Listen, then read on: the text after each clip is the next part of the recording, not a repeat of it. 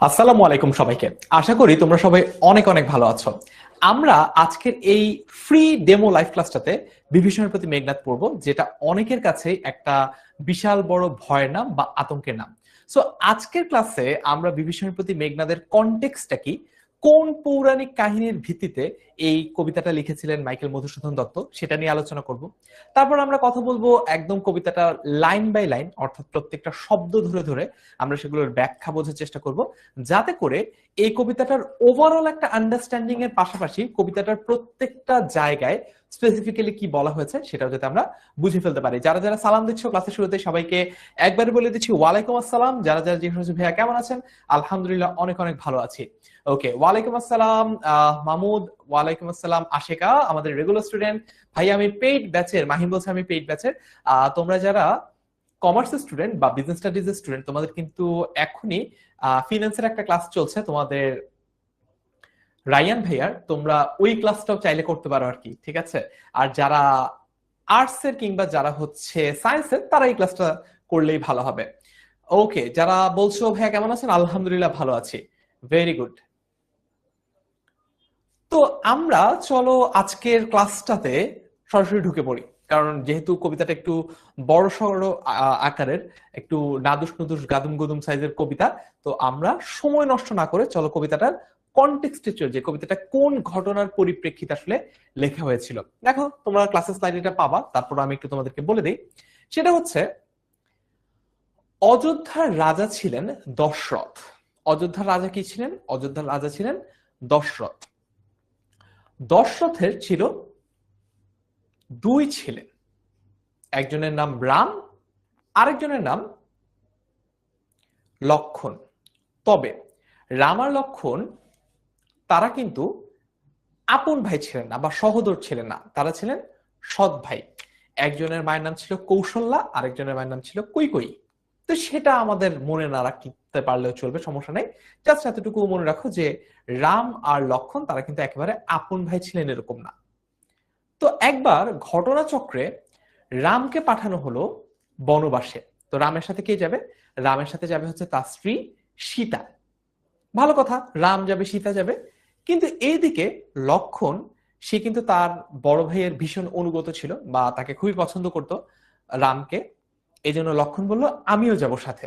তো এরা তিনজন মিলে গেল হচ্ছে বনবাসে। ওইটাকে একটা পঞ্চবটি বন বলা হয়, কারণ সেখানে 5 রকমের বট গাছ ছিল, এই জন্য সেটাকে পঞ্চবটি বন বলে। তো সেটাও আমাদের মনে রাখা লাগবে না। এই বনবাসে গেল কারা? রাম, লক্ষণ আর সীতা। এতটুকু পর্যন্ত যাদের কাছে ক্লিয়ার তারা একটু বলো যে ভাইয়া ক্লিয়ার। কি বললাম? অযোধ্যার রাজা ছিলেন দশরথ। দশরথের ছিল দুই ছেলে, একজন হচ্ছে রাম, একজন হচ্ছে লক্ষণ, আর রামের স্ত্রীর নাম হচ্ছে সীতা। তো ঘটনাচক্রে তারা তিনজন গিয়েছে বনবাসে, তারা নিজেদের রাজ্য থেকে দূরে একটা বনে থাকতে গিয়েছে। এতটুকু পর্যন্ত ক্লিয়ার হয়েছে আমাদের কাছে?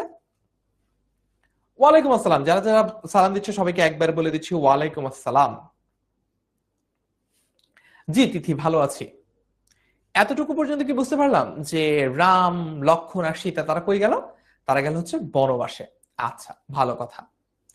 তো এই যে রাম আর লক্ষণ বনবাসে গেল, সেখানে একদিন আরেকটা রাজ্যের রাজার বোন আসলো। আরেকটা রাজ্যের রাজার বোন আসলো। সেই রাজ্যটার নাম কি? সেই রাজ্যটার নাম হচ্ছে লঙ্কা। অনেকে বলে বর্তমান যে শ্রীলঙ্কা আছে না, এটাই হচ্ছে তৎকালীন এই পৌরাণিক ঘটনার লঙ্কা। সত্য মিথ্যা যাচাই তো আমরা করতে পারছি না আপাতত, আমরা শুধু ঘটনাটা একটু জানি।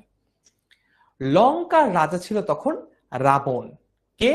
রাবণ ছিল তখন লঙ্কার রাজা। তো রাবণের কয়েকটা ভাই বোন ছিল। রাবণের এক ভাইয়ের নাম খরা, একজনের নাম দূষণ, মানে খারাপ খারাপ সব নামগুলো দেওয়া। একজনের নাম অহিরাবণ, একজনের নাম কুম্ভিনী, একজনের নাম হচ্ছে কুম্ভকর্ণ। তবে আমাদের ঘটনা হচ্ছে শূর্পণখাকে নিয়ে। রাবণের একটা বোনের নাম ছিল শূর্পণখা। শূর্পণখা সিঙ্গেল ছিল।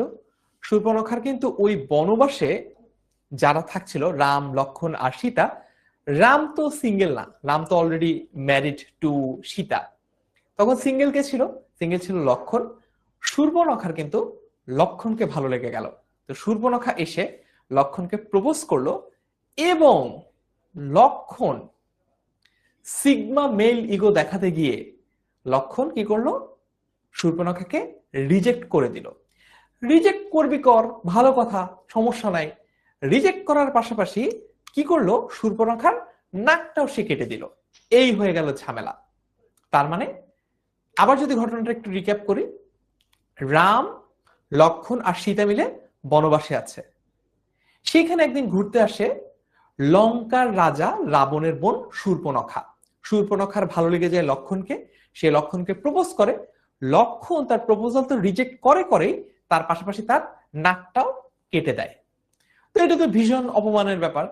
শূর্পণখা ফেরত গেল, তার ভাইয়ের কাছে গিয়ে বিচার দিল। অর্থাৎ শূর্পণখা লঙ্কায় ফেরত গিয়ে তার ভাই রাবণের কাছে বিচার দিল যে দাদা দাদা আমার নাক কেটে দিয়েছে লক্ষণ। তখন রাবণ তো রেগে মেগে আগুন। রাবণ ভাবলো যে এটার একটা প্রতিশোধ নিতেই হবে। কত বড় সাহস, আমার বোনের নাক কেটে দিয়েছে, এত বড় সাহস। তখন কি করলো, তখন এই রাবণ ওই বনটাতে আবার গেল। বনে এসে রাম আর লক্ষণকে পেল না, করলো কি, সীতাকে অপহরণ করে লঙ্কায় নিয়ে চলে আসলো। এরপরে সীতাকে উদ্ধার করার জন্য, এই যে সীতাকে যে অপহরণ করলো রাবণ, সীতাকে উদ্ধার করার জন্য লঙ্কায় আক্রমণ চালায় রাম এবং লক্ষণ। তারপরে রাম আর লক্ষণের কাছে রাবণ, মেঘনাদ এরা সবাই পরাজিত হয়। এবং এই ঘটনাটা নিয়েই মূলত আজকের এই কবিতাটা। এতটুকু কি বুঝতে পেরেছি? এতটুকু কি সবার কাছে ক্লিয়ার যে রাম লক্ষণ, আমি দরকার হলে একটু লিখেও দেখাতে পারি, তোমাদেরকে একটু লিখেও দেখাতে পারি সহজে শর্ট করে। সেটা হচ্ছে, একটা জায়গায় বনে ছিল হচ্ছে রাম, তার বউ সীতা এবং তার সৎ ভাই লক্ষণ। এই তিনজন ছিল বনে। তো এই তিনজন হচ্ছে রঘু পরিবারের। এটা গেল একটা ফ্যামিলি। আরেকটা ফ্যামিলি হচ্ছে রাবণ, রাবণের বোন হচ্ছে শূর্পণখা, রাবণের বোন হচ্ছে শূর্পণখা। রাবণের ভাই, শূর্পণখা তো রাবণের বোন, ঠিক আছে, রাবণের আরো ভাইও ছিল,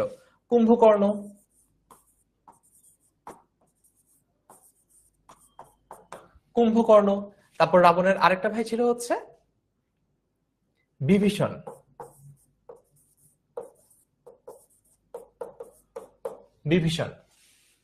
তো রাবণের দুইটা ছেলেও ছিল, একটা ছিল বীরবাহু,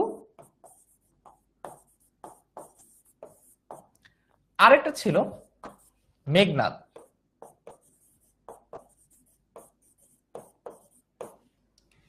ঘটনাচক্রে বলা হয়েছিল যে তাদের মায়ের নামও বলা হয়েছিল, তাদের মায়ের নাম হচ্ছে নিকষা। নিকষা কার কার মা? নিকষা হচ্ছে কুম্ভকর্ণ, শূর্পণখা, বিভীষণ, রাবণ, সবারই মা ছিল এই শূর্পণখা, না সরি এই নিকষা। এতটুকু বুঝছি কিনা আমাকে একটু বলো, এতটুকু আমরা বুঝতে পেরেছি কিনা, ক্লিয়ার কিনা একটু বলো। তার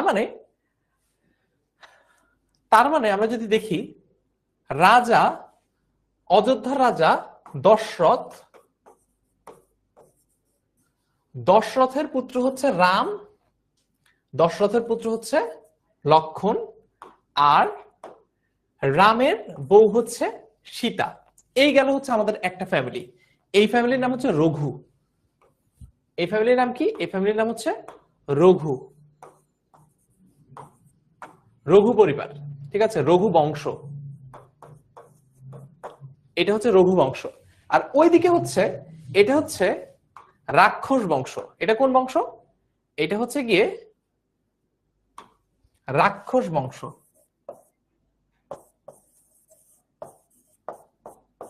রাক্ষস বংশ। এতটুকু ক্লিয়ার কিনা এবার আমাকে একটু কমেন্টে ক্লিয়ার লিখে বলো।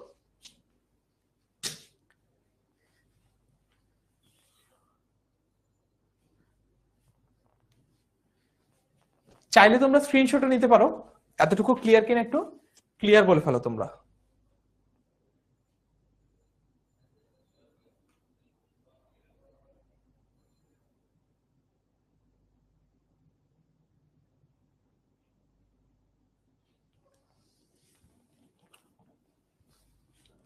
ওকে, সামনে আরো বিস্তারিত আমরা আলোচনা করবো। আপাতত ফ্যামিলিটা বুঝছি কিনা, ফ্যামিলি ট্রিটা বুঝছি কিনা। ফ্যামিলি হচ্ছে যে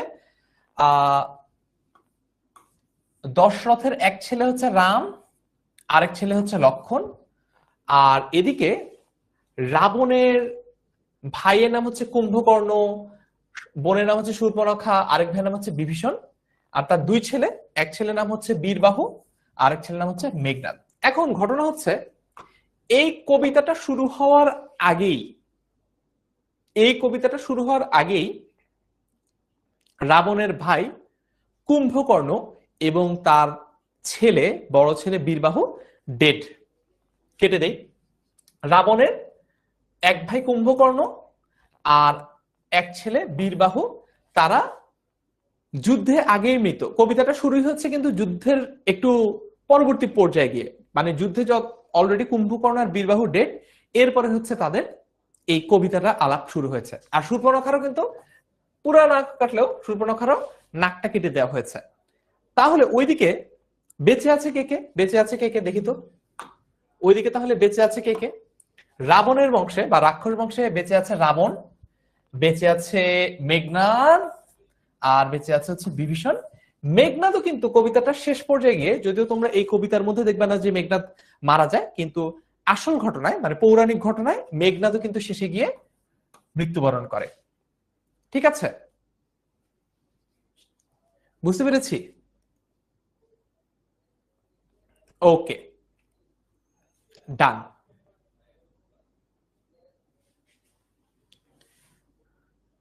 এইবার চলো আমরা আমাদের কবিতাটাতে চলে যাব। একদম কবিতাটাতে আমরা চলে যাব।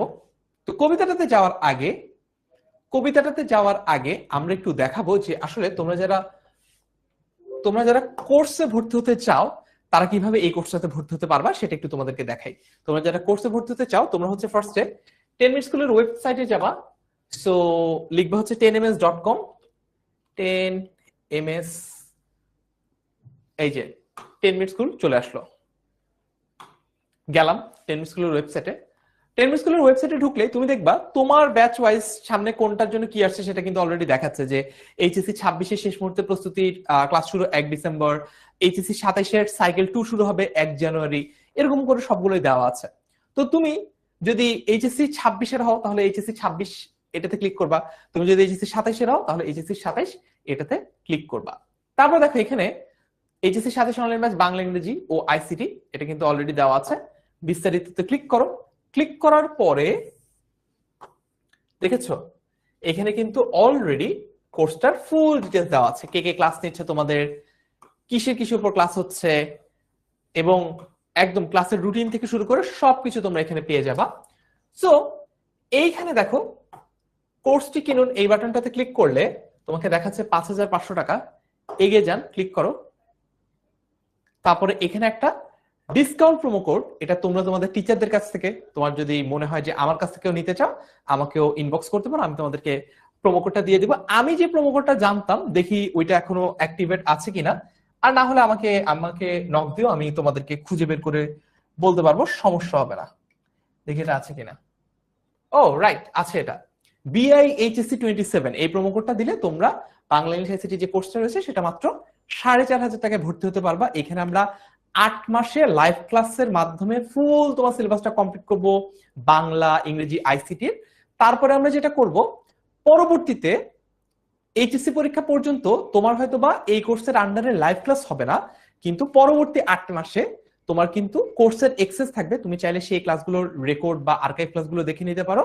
আর আমাদের যে প্রাইভেট ফেসবুক গ্রুপ আছে সেখানে আমরা যখন পরবর্তী ব্যাচটা রান করব সেটার যে কিউএনএ ক্লাসগুলো হবে প্রতি সপ্তাহে, সেই কিউএনএ ক্লাসগুলোতে তোমরা জয়েন করে তোমাদের প্রশ্নগুলো জিজ্ঞেস করে ফেলতে পারো। ওকে, ঠিক আছে, এতটুকু ক্লিয়ার? তাহলে চলো আমরা আবার পড়ায় ফেরত চলে যাই। পরে হয়তোবা আবার যদি কেউ প্রশ্ন করো আমরা এসে আবার কোর্সটাতে কিভাবে ভর্তি হতে হয় সেটা হয়তোবা আবার দেখাতে পারি।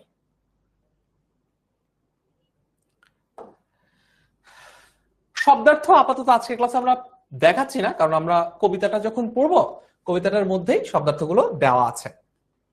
এই যে এখান থেকে কবিতাটা শুরু, এই কবিতাটা শুরুর কনটেক্সটটাও যদি তোমাদেরকে একটু বলি, নিকুম্ভিলা যজ্ঞাগার নামে একটা মন্দির আছে। নিকুম্ভিলা যজ্ঞাগার নামে একটা মন্দির আছে। সেই মন্দিরটাতে এই রাক্ষস বংশের যারা, তাদের বিশ্বাস ছিল, তাদের ধর্মীয় বিশ্বাস ছিল, একটা যুদ্ধের আগে ওই মন্দিরটাতে গিয়ে যদি পূজা করা যায় এবং মন্দিরটাকে পূজা করে যদি ইষ্ট দেবতা বা অগ্নি দেবতাকে খুশি করা যায়, সন্তুষ্ট করা যায়, তাহলে যুদ্ধে অবধারিতভাবে তাদের জয় হবেই হবে। এই জন্য মেঘনাদ যুদ্ধে যাওয়ার আগে ওই নিকুম্ভিলা যজ্ঞাগার গিয়েছে। নিকুম্ভিলা যজ্ঞাগার লঙ্কায় অবস্থিত একটা মন্দির এবং সেটা খুবই সিকিউর একটা জায়গায় ছিল, তাদের রাজ্যের ভিতরেই ছিল, খুব সিকিউর একটা জায়গা, এবং সেখানে আসলে বাইরে থেকে কারোর ভেতরে প্রবেশ করার কোনো সাধ্যই ছিল না। এবং ওই জায়গাটাতে যেহেতু সে কোনো যুদ্ধের যেহেতু ইন্টেনশনে যায় নাই, যুদ্ধের ইচ্ছায় যায় নাই, সেই জন্য সে গিয়েছে ওই জায়গাটাতে। সেজন্য মেঘনাদ গিয়েছে একদম নিরস্ত্র ভাবে।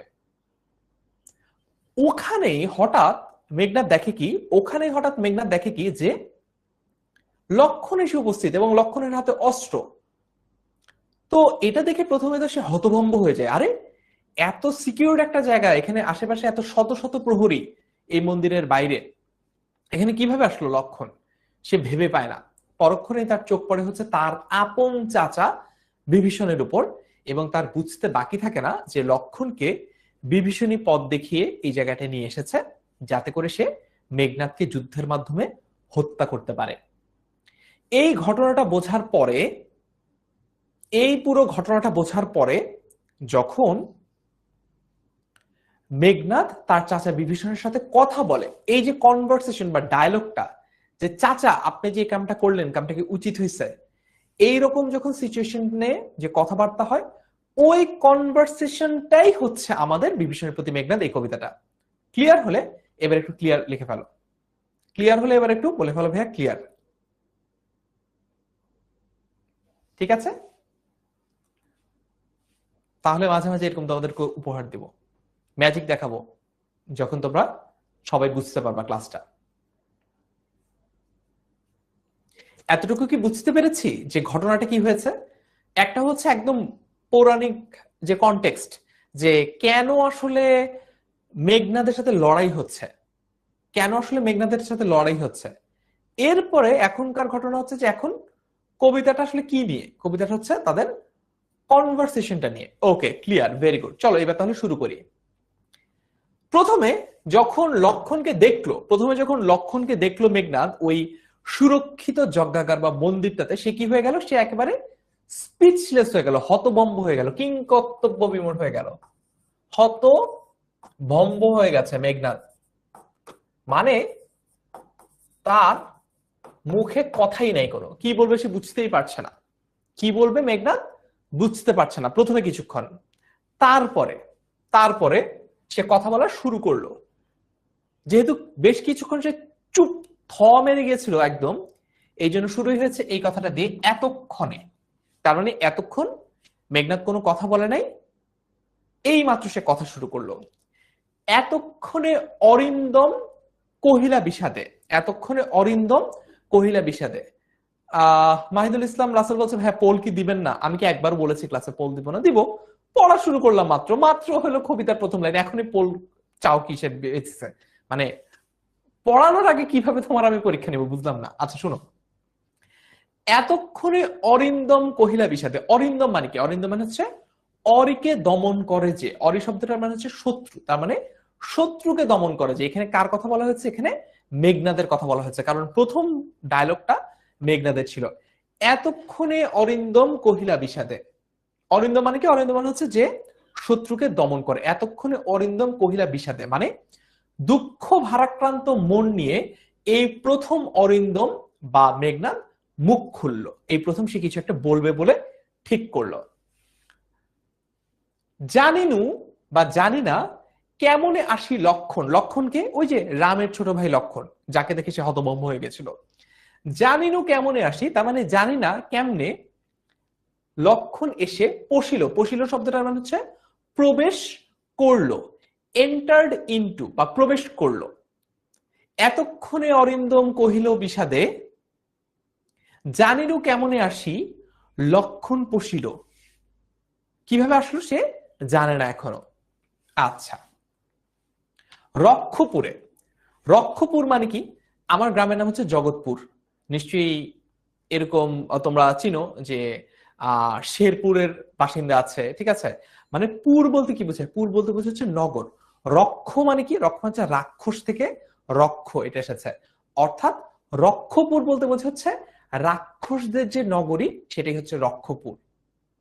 আমার গ্রামের নাম যেমন জগৎপুর, ওই লঙ্কার রাজাদের যে রাজ্য সেটার নাম ছিল রক্ষপুর। রক্ষপুরে, হায় তাঁত, তাঁত শব্দটা খুবই গুরুত্বপূর্ণ, পরীক্ষা এমসিকিউ হিসেবে আসতে পারে। তাঁত মানে হচ্ছে চাচা, হায় তাঁত। কখনো এই কবিতাটাতে বিভীষণকে কখনো তাঁত বলা হয়েছে, কখনো পিতৃব্য বলা হয়েছে, কখনো পিতৃতুল্য বলা হয়েছে। আমরা সামনে যেতে যেতে আরো বিস্তারিত পড়বো। বাও, সুমাইয়া বলছে ভাইয়া আমিও জগৎপুরের, বলো তো জগৎপুর কোন থানার, তাহলে মিলিয়ে দেখতে পারি। হ্যাঁ, রাসুলপুরের একজন আছে, চাঁদপুরের একজন আছে। মানে পুর বলতে বোঝা হচ্ছে মূলত নগর বা হচ্ছে যেখানে লোকালয় আছে, মানুষের থাকার জায়গা আছে, সেটাকেই পুর বলে। ওকে, রক্ষপুরে, হায় তাত উচিত কি তব এ কাজ, তার মানে চাচা আপনি যে কামটা করলেন এটা কি উচিত হয়েছে? মানে এতক্ষণে কিন্তু মেঘনাদ বুঝে ফেলছে যে লক্ষণের তো ওই জায়গায় এসে পৌঁছানোর কথাই না, এখানে লক্ষণ এসে পৌঁছেছে নিশ্চয়ই, এখানে লক্ষণ এসে পৌঁছাইছে নিশ্চয়ই বিভীষণের সাহায্য নিয়ে, নিশ্চয়ই বিভীষণের সাহায্য নিয়ে, তাই তো? আচ্ছা, হায় তাত উচিত কি তব এ কাজ, তার মানে চাচা কামটা কি আপনি ঠিক করলেন? নিকষা সতী তোমার জননী, নিকষা সতী তোমার জননী, তার মানে কি দাদির কথা বলছে। নিকষা সতী তাহলে কে? নিকষা কার? রাবণের মায়ের নাম। নিকষা অনেকেরই আসলে মায়ের নাম। নিকষা হচ্ছে রাবণের মায়ের নাম, তারপর হচ্ছে কুম্ভকর্ণের মায়ের নাম। কুম্ভকর্ণ, বিভীষণ। কুম্ভকর্ণ হচ্ছে তাদের মেজ ভাই আর কি। তার মানে বলার চেষ্টা করছে, তার মানে মেঘনাদ তার চাচা বিভীষণকে মনে করিয়ে দেওয়ার চেষ্টা করছে, চাচা আপনি কামটা ঠিক করলেন, আপনার মা অর্থাৎ আমার দাদি কত মহান মনের একজন মানুষ ছিল, নিকষা সতী তোমার জননী, তার মানে তোমার মা হচ্ছে, জননী শব্দটার অর্থ তো আমরা জানি নিশ্চয়ই না, জননী হচ্ছে মা। তার মানে দাদির মতো এত ভালো একজন মানুষের সন্তান হয়ে আপনি এই কাজটা কি ঠিক করলেন? আপনি কি কাজটা ঠিক করলেন? আচ্ছা, ওকে, তারপরে দেখি, সহোদর রক্ষশ্রেষ্ঠ সুলিশ শম্ভুনি। আচ্ছা, এই ব্যাপারটা তোমাদেরকে একটু বুঝিয়ে দিচ্ছি। সহোদর রক্ষশ্রেষ্ঠ, সহোদর মানে কি? সহোদর মানে হচ্ছে সমান উদর যার, এরকম, বা হচ্ছে আপন ভাই। সহোদর বলতে কি বোঝায়? সহোদর বলতে যেখানে লেখা আছে আপন ভাই। রক্ষশ্রেষ্ঠ, রক্ষশ্রেষ্ঠ মানে কি? মানে হচ্ছে রাক্ষসদের মধ্যে শ্রেষ্ঠ বা শ্রেষ্ঠ রাক্ষস, কারণ সে তো নিজেই রাক্ষসদের রাজা ছিল। রাবণের কথা বলা হচ্ছে, রাবণ কি ছিল? রাবণ ছিল রাক্ষসদের রাজা। এই জন্য বলা হচ্ছে যে সহোদর রক্ষশ্রেষ্ঠ, তার মানে আপনার যে ভাই সে হচ্ছে রাক্ষসদের মধ্যে সেরা, সে রাক্ষসদের রাজা রাবণ। এই যে রক্ষশ্রেষ্ঠ বলতে বোঝাচ্ছে রাক্ষস কুলের শ্রেষ্ঠ, অর্থাৎ মেঘনাদ তার বাবা রাবণকে বোঝাচ্ছে। সুলিশ শম্ভুনি, আচ্ছা, সুলিশ শম্ভুনি বলতে কাকে বোঝানো হচ্ছে? সুলিশ শম্ভুনি বলতে এখানে কুম্ভকর্ণকে বোঝানো হচ্ছে। সুলিশ শম্ভুনি বলতে এখানে কুম্ভকর্ণকে বোঝানো হচ্ছে। কুম্ভকর্ণ হচ্ছে রাবণের মেজ ভাই, মানে রাবণ থেকে যে ছোট ছিল আর ওইদিকে বিভীষণের চেয়ে যে বড় ছিল, সে হলো মেজ ভাই কুম্ভকর্ণ। সে, তাকে বলা হচ্ছে সুলিশ শম্ভুনি। তার মানে তার হাতে একটা, তার হাতে কি থাকতো? একটা শুল থাকতো, শুল। সেই শুলটা কার মতো? সেটা হচ্ছে হিন্দুদের যে শিব বা মহাদেব, তার মতো একটা শুল কিন্তু থাকতো। কার হাতে? কুম্ভকর্ণের হাতে। অর্থাৎ রাবণ যে শুধুমাত্র রাক্ষসদের মধ্যে সেরা রাক্ষস তাই না, রাবণের ভাই কুম্ভকর্ণ, যে সাধারণত ঘুমিয়েই বেশি দিনকাল কাটাতো আর কি, সেও কিন্তু একজন বীর ছিল। তার হাতেও কি থাকতো? তার হাতেও শিব বা মহাদেবের মতো তার হাতে একটা শুল থাকতো। তার মানে সেও বীর ছিল। আপনি তার মানে এইবার বুঝো ব্যাপারটা, সিনারিওটা বুঝো। বিভীষণকে মেঘনাদ বলছে, আপনি নিকষাসুতের ছেলে, আপনি রাবণের ভাই, আপনি কুম্ভকর্ণের ভাই, এইরকম একটা বংশে জন্মগ্রহণ করে আপনি এইরকম একটা কাজ করলেন চাচা, ছি ছি ছি ছি ছি ছি।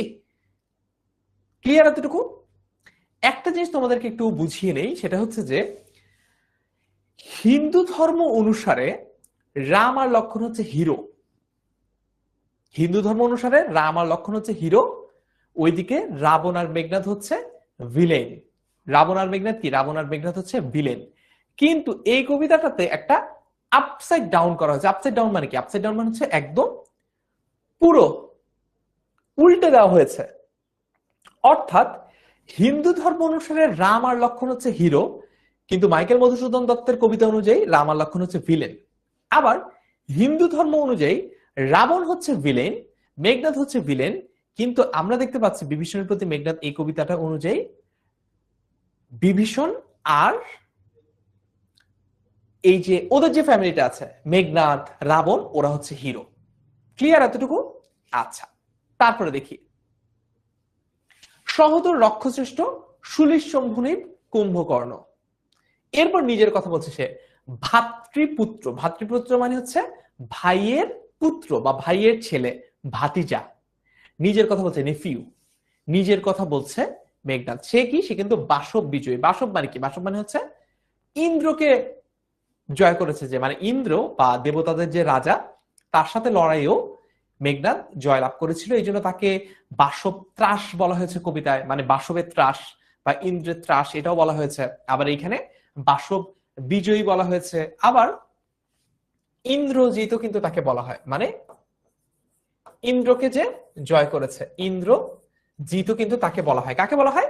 মেঘনাদকে বলা হয়। তার মানে আমরা বুঝলাম যে এই পুরো কবিতাটাতে সবচেয়ে বড় বীর পুরুষ কিন্তু মেঘনাদ হিমসেলফ, কারণ মেঘনাদ সবাইকে যুদ্ধে পরাজিত করার তার এক্সপিরিয়েন্স আছে। ইন্দ্রকে, দেবতাদের একদম যে রাজা, তাকে পর্যন্ত সে পরাজিত করেছে।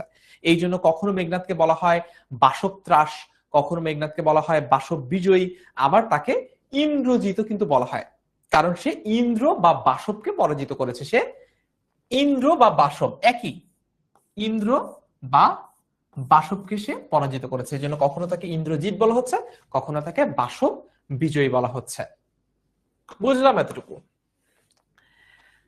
ভাতৃপুত্র বাসব বিজয় এই পর্যন্ত আমরা বুঝলাম। নিজ গৃহপথ মানে নিজের ঘরের যে রাস্তা। তাত চাচা, হেই চাচা, কামটা কি করলেন আপনি? ওই চাচা না প্লিজ।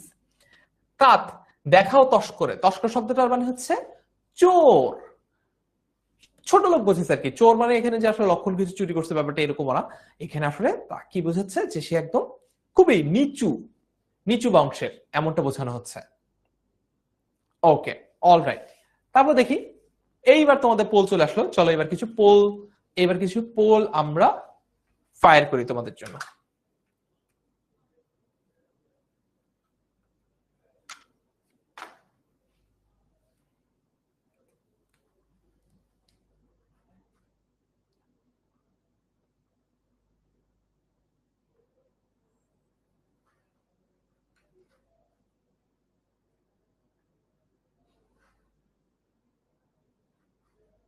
আচ্ছা, প্রশ্ন নম্বর হচ্ছে আমাদের কত? প্রশ্ন নম্বর হচ্ছে আমাদের 1।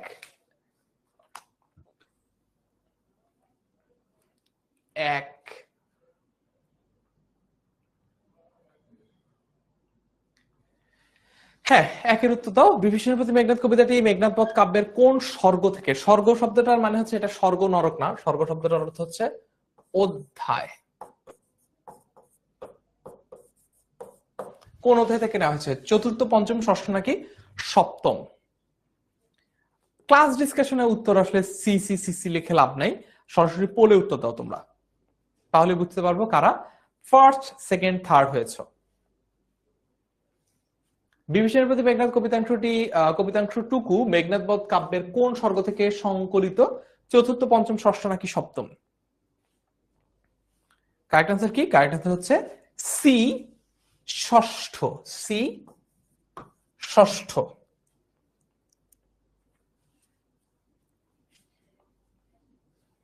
ক্লিয়ার?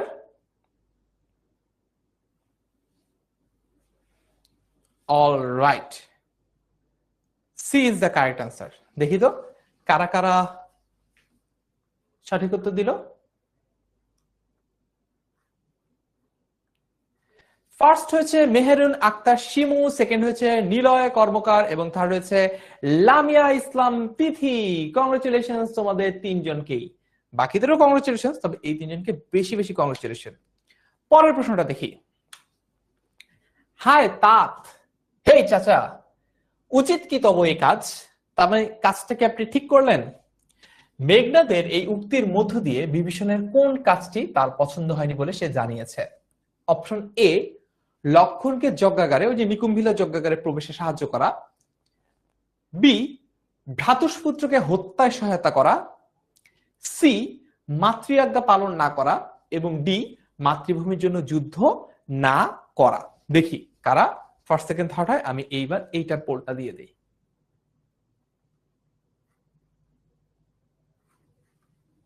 ওকে, হেই তাত, হেই চাচা, উচিত কি তব এই কাজ, কামটা কি ঠিক হইলো? কারেক্ট আনসার কোনটা হবে এবার বলো।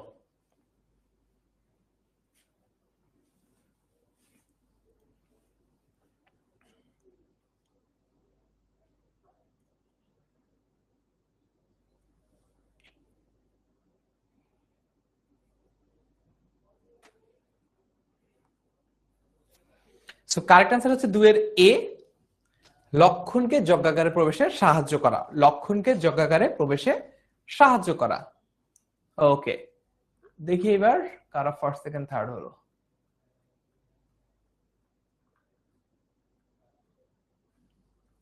ফার্স্ট হয়েছে সঞ্জিদা তাহসিন, সেকেন্ড হয়েছে নরিন তাবাসসুম মনিরা এবং থার্ড হয়েছে মাহিনুর। কংগ্রেচুলেশন তোমাদের তিনজনকেই।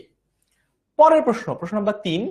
বিভীষণের প্রতি মেঘনাদ কবিতায় রাবণ অনুজ বা রাবণের ছোট ভাই বলতে কাকে বোঝানো হয়েছে? প্রশ্ন নাম্বার 3, রাবণ অনুজ বলতে আসলে কাকে বোঝানো হয়েছে?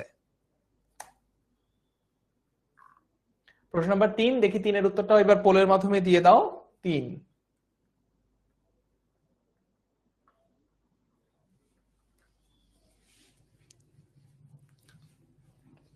বিভীষণের প্রতি মেঘনাদ কবিতায় রাবণ অনুজ বলতে কাকে বোঝানো হয়েছে? রাবণ অনুজ মানে রাবণের ছোট ভাই কে? রাবণের ছোট ভাই তো কুম্ভকর্ণ, তাই না?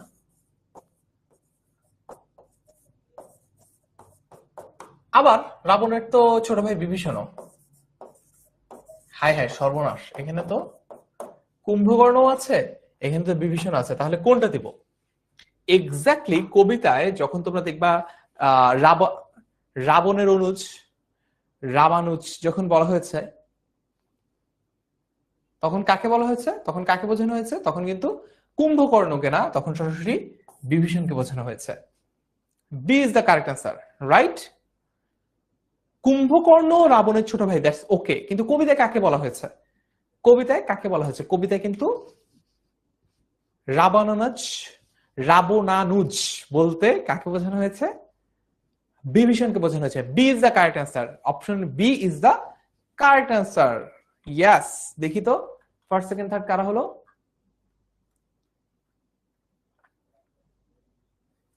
ফার্স্ট হয়েছে মোহাম্মদ আবুল কাশেম, সেকেন্ড হয়েছে মেহেরুন আক্তার শিমু এবং থার্ড হয়েছে আফরিন। কংগ্রেচুলেশন তোমাদেরকে।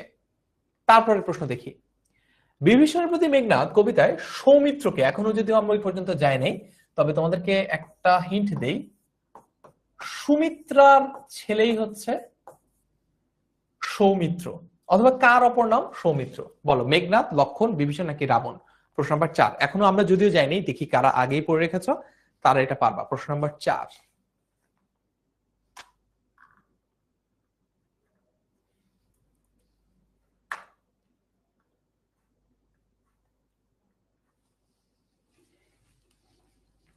মেঘনাদ, লক্ষণ, বিভীষণ নাকি রাবণ? আমরা জানি যে বিভীষণ আর মেঘনাদ হবে না, সরি বিভীষণ আর রাবণ হবে না, কারণ রাবণ আর বিভীষণের মায়ের নাম তো আমরা আগেই জানি, তাদের মায়ের নাম হচ্ছে নিকষা। সো এই দুটো আগেই হবে না, বাদ দিলাম। মেঘনাদের মায়ের নাম কি পেয়েছি আমরা কোথাও? মেঘনাদ অথবা লক্ষণ কোন একটা হবে। কারেক্ট অ্যান্সার কি হবে? কারেক্ট অ্যান্সার হচ্ছে লক্ষণ। সে কার ছেলে? সে হচ্ছে সুমিত্রার ছেলে। সামনে আমরা পড়বো Lakshman is the correct answer, B is the correct answer. দেখি ফার্স্ট সেকেন্ড থার্ড কারা হলো।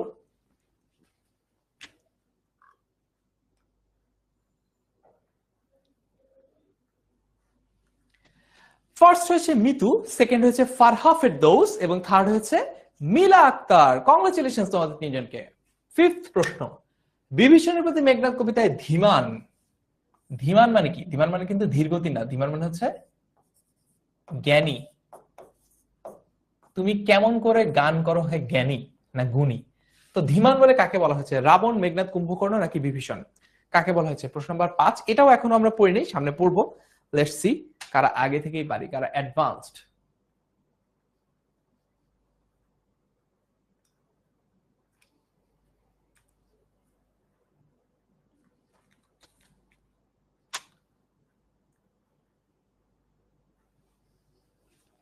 বিভীষণের প্রতি মেঘনাদ কবিতায় ধীমান বলে কাকে সম্বোধন করা হয়েছে? রাবণ, মেঘনাদ, কুম্ভকর্ণ নাকি বিভীষণকে? কাকে?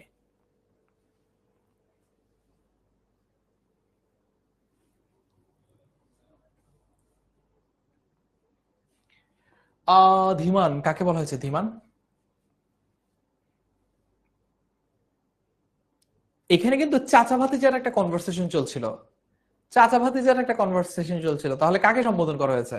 একজন আরেকজনকে তো সম্বোধন করতে পারবে, ইদার চাচা তার ভাতিজাকে সম্বোধন করেছে অথবা ভাতিজা তার চাচাকে সম্বোধন করেছে।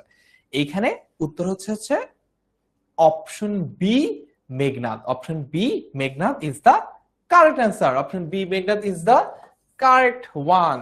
লেটস সি কারা কারা ফার্স্ট সেকেন্ড থার্ড হলো, কারা কারা ফার্স্ট সেকেন্ড থার্ড হলো দেখি।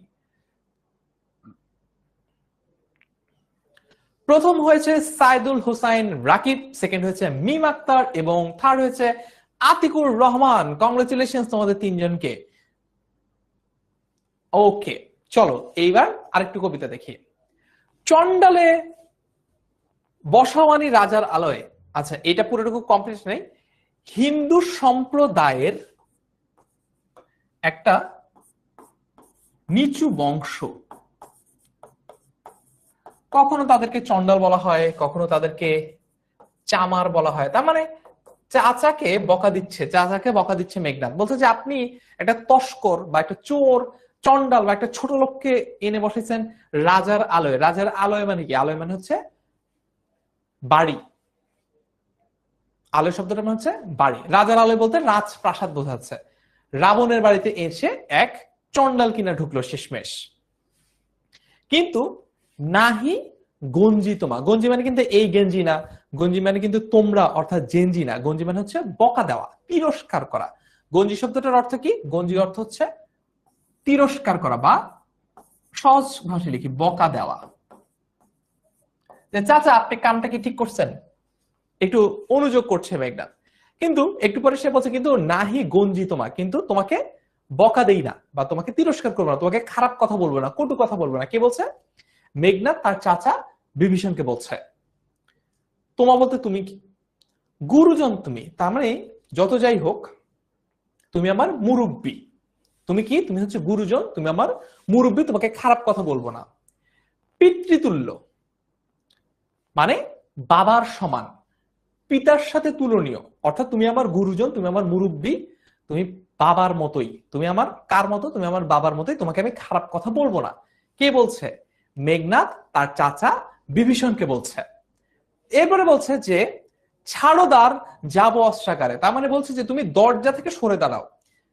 ঘটনাটা কি হয়েছে জানো? সেটা হচ্ছে যখন নিকুম্ভিলা যজ্ঞাগারে মেঘনাদ অস্ত্র ছাড়া গেছে পূজা করতে, তখন সেই জায়গায় গিয়ে উপস্থিত হয়েছে লক্ষণ আর বিভীষণ। এখন লক্ষণের সাথে তো অস্ত্র আছে, লক্ষণ যুদ্ধ করার জন্য প্রস্তুত। ওইদিকে একেবারে নিরস্ত্র অবস্থায় রয়েছে মেঘনাদ। তো মেঘনাদ যুদ্ধ করার ব্যাপারে তার কোনো ভয় ডর নাই, কারণ সে এর আগে ইন্দ্রকে পরাজিত করেছে বা বাসবকে পরাজিত করেছে, এইসবের কেয়ার করে না মেঘনাদ। কিন্তু ঘটনা হচ্ছে যে মেঘনাদকে তো অস্ত্রাগারে গিয়ে বা যেখানে অস্ত্র সজ্জিত অবস্থায় থাকে সেখান থেকে গিয়ে অস্ত্র আনতে হবে। অস্ত্র আনার জন্য তাকে কি করতে হবে? মন্দির থেকে বের হয়েই তো অস্ত্রাগারে যেতে হবে। এখন সেই মন্দির থেকে তাকে যাওয়ার জন্য যে দরজা অতিক্রম করে যেতে হবে, যে দরজা খুলে বাইরে যেতে হবে, সেই দরজার সামনেই বিভীষণ মনে করো এইভাবে বাউন্সারের মতো দাঁড়িয়ে আছে। নাইট ক্লাবে যেরকম বাউন্সার থাকে ওই রকম শক্তিশালী বাউন্সারের মতো সেই জায়গাটায় দাঁড়িয়ে আছে বিভীষণ, যাতে করে মেঘনাদ ওই মন্দির থেকে বাইরে যেতে না পারে এবং যাতে করে সে কোনো অস্ত্র নিয়ে ফেরত আসতে না পারে। বুঝেছো? এই যে এখানে বলেছে যে পিতৃতুল্য তুমি, ওকে ফাইন, শেষ, এতটুকু শেষ। এরপর বলছে ছাড়ো দ্বার, তার মানে দরজা থেকে সরে দাঁড়াও, আমি অস্ত্রাগারে যাব। দরজা থেকে সরে দাঁড়াও, আমি কোথায় যাব? আমি অস্ত্রাগারে যাব। পাঠাইবু রামানুজে। রামানুজ মানে কি? রামানুজ মানে হচ্ছে রামের অনুজ। অনুজ শব্দটার মানে হচ্ছে ছোট ভাই। রামানুজ বলতে কি বোঝানো হয়? রামের অনুজ বা রামের ছোট ভাই। এখানে লক্ষণকে বোঝানো হচ্ছে। এখানে কাকে বোঝানো হচ্ছে? রামের অনুজ বা ছোট ভাই লক্ষণকে এখানে বোঝানো হচ্ছে। পাঠাইবো রামানুজে বা রামের ছোট ভাই লক্ষণকে আমি কই পাঠাবো? সমন ভবনে। সমন মানে কি? সমন ভবনে বলতে বোঝাতে হচ্ছে যেই জায়গাটাতে মানে জমের বাড়িতে পাঠাবো, তার মানে একদম উপরের দিকে পাঠিয়ে দিব। ঠিক আছে? কি বলেছে মেঘনাদ? বলেছে চাচা আপনি একটু সরে দাঁড়ান, আমি অস্ত্রাগারে যাব, অস্ত্র আনবো, তারপর আজকে লক্ষণের একদিন কি আমার একদিন দেখে নিব, আজকে লক্ষণকে মেরে তক্তা বানিয়ে জমপুরিতে পাঠিয়ে দিব। সমন ভবন বলতে, সমন বলতে যমদূত বোঝায়, ভবন বলতে ওই যে বাড়ি বা জমপুরি, মৃত্যুপুরী এমনটা বোঝাচ্ছে সমন ভবনে। লঙ্কার কলঙ্ক আজি ভঞ্জিব আহবে। ভঞ্জিব শব্দটার অর্থ কি? ভঞ্জিব মানে হচ্ছে মোচন করব। কালি যেরকম মোচন করে, কলঙ্ক সেরকম মোচন করে। ভঞ্জিব বলতে মোচন করব বলতে পারো, বা হচ্ছে ধ্বংস করব এটাও বলতে পারো। ধ্বংস করব। ভঞ্জিব আহবে মানে হচ্ছে যুদ্ধের মাধ্যমে, যুদ্ধের মাধ্যমে। ঠিক আছে? যুদ্ধের মাধ্যমে আমি কি করব? লঙ্কার কলঙ্ক আমি মোচন করব যুদ্ধের মাধ্যমে। লঙ্কার কলঙ্ক আজি, আচ্ছা আজি মানে হচ্ছে আজকে, আজি মানে হচ্ছে আজ কে, লঙ্কার কলঙ্ক আজকে ভঞ্জিব বা মোচন করব যুদ্ধের মাধ্যমে। লঙ্কার কলঙ্ক বলতে কাকে বোঝাচ্ছে? ওই যে বাইরে থেকে যে কে চলে এসেছে, লক্ষণ চলে এসেছে, তাকেই বলছে লঙ্কার কলঙ্ক। লঙ্কা হচ্ছে তাদের রাজ্যটা, রাক্ষসদের রাজ্যটা। এই রাক্ষসদের রাজ্যে কই থেকে যেন চলে আসছে লক্ষণ, তাকেই বলা হচ্ছে লঙ্কার কলঙ্ক। তাকে আজকে ধ্বংস করে দিবে কে? মেঘনাদ। উত্তরীলা বিভীষণ, এই প্রথম বিভীষণ কথা বলা শুরু করলো। এতক্ষণ দাঁড়িয়ে দাঁড়িয়ে কথা শুনছিল বিভীষণ তার ভাতিজা মেঘনাথের, এখন এই প্রথম সে কথা বলা শুরু করলো। উত্তরীলা বিভীষণ, উত্তরীলা শব্দটার মানে কি? উত্তরীলা মানে হচ্ছে রিপ্লাইড। উত্তরীলা বিভীষণ বৃথা এ সাধনা। উত্তরীলা বিভীষণ কি? বৃথা এ সাধনা। তার মানে বিভীষণ উত্তর দিল একেবারেই বৃথা। আপনার এই যে পরিশ্রম মেঘনাদ, তোমার এই যে এত পায়তারা, এগুলো একদমই বৃথা, মানে এগুলো কোনো কাজেই আসবে না, অকার্যকর, ভুয়া। ধীমান রাঘব দাস আমি। ধীমান বলতে কাকে বোঝানো হচ্ছে? ধীমান বলতে দেখো, ধীমান বলতে কিন্তু এইখানে মেঘনাদকে সম্বোধন করছে। এখানে মেঘনাদকে ধীমান বলে সম্বোধন করছে তার চাচা। বলছে রাঘব দাস আমি, তার মানে বিভীষণ বলছে আমি রামের দাস। বিভীষণ বলছে আমি রাঘবের দাস বা রামের দাস। কি প্রকারে তাহার বিপক্ষ কাজ করিব, তার মানে আমি নিজেকে, আমি মনে করি, বিভীষণ বলছে আমি রামের আনুগত্য স্বীকার করেছি। আমি কি স্বীকার করেছি? আমি রামের আনুগত্য স্বীকার করেছি, আমি একান্তই তার বাধ্যগত ও অনুগত।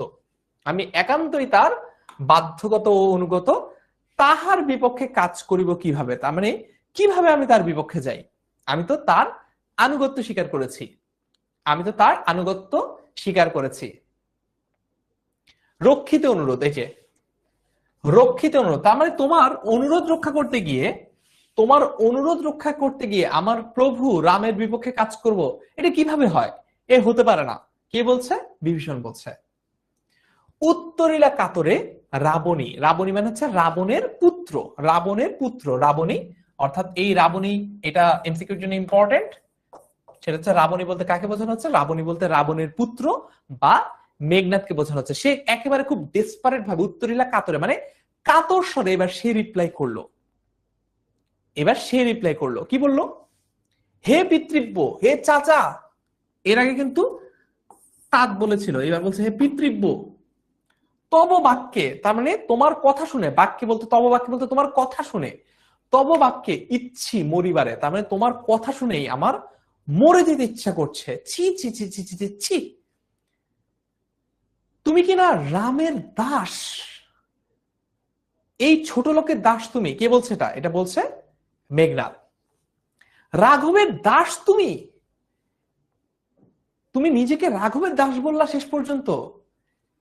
কেমনে ও মুখে আনিলে কথা তাত কহতা দাসের। এইবার মেঘনাদ নিজেই বিনয় প্রকাশ করতে গিয়ে নিজেকে দাস বলছে। মেঘনাদ নিজেই বিনয় প্রকাশ করতে গিয়ে নিজেকে দাস বলছে। কার দাস সে? সে হচ্ছে বিভীষণের দাস, এমনটা সে বলছে। কারণ গুরুজন মুরব্বী হিসেবে যেহেতু তাকে সম্মান করে, এই জন্য বলছে। আনিলে কথা তাত, চাচা, কহতা দাসের, তার মানে আমাকে এটা বলো। কি করছে? মেঘনাদ নিজেই বিনয় প্রকাশ করতে গিয়ে নিজেকে এবার দাস বলছে। তার মানে বিভীষণ বলছে সে রামের দাস, আর ওইদিকে মেঘনাদ বিনয় প্রকাশ করতে গিয়ে সে নিজেকে বলছে সে বিভীষণের দাস। বুঝেছো? আচ্ছা, এরপরে দেখো, স্থাপিলা বিধুরে বিধি স্থানুর লড়াটে, প্রত্যেকটা শব্দের আলাদা আলাদা করে অর্থ দেওয়া আছে। আমি একটু ওভারঅলটা বলি। সেটা হচ্ছে সৃষ্টিকর্তা চাঁদকে কোথায় স্থাপন করেছে? আকাশে, বিধির ললাটে। তার মানে এই জগৎ সংসারের যে ললাট বা কপাল অর্থাৎ আকাশ, সেই আকাশে চাঁদকে সৃষ্টিকর্তা স্থাপন করেছে। কখনো দেখেছো? আচ্ছা যাব, এরপরে কয়েকটা পোল দিব। এতটুকু পর্যন্ত যদি তোমাদের কাছে ক্লিয়ার হয় একটু ক্লিয়ার বলো, তারপর আমরা পরবর্তী অংশটাও দেখবো। এতটুকু অংশ যদি তোমাদের কাছে ক্লিয়ার হয় তোমরা একটু কমেন্টে ক্লিয়ার বলো। আর কেমন লাগছে আজকের ক্লাসটা সেটা আমাকে লিখে জানাও। তোমরা আজকের ক্লাসটা কেমন লাগছে সেটা অবশ্যই অবশ্যই লিখে জানাবা। তুমি যদি এইচএসসি 27 ব্যাচের হও তাহলে লিখবা এইচএসসি 27 স্টার স্টুডেন্টস 10 MS, এই গ্রুপটাতে তুমি আজকের ক্লাসে যদি ভালো লাগে, তুমি 27 গ্রুপের হও তাহলে ক্লাস রিভিউ লিখে জানাবা। আর যদি তুমি এইচএসসি 26 ব্যাচের হও তাহলে সেম গ্রুপটা আছে, এইচএসসি 26 গ্রুপের নাম এইচএসসি 26 স্টার স্টুডেন্টস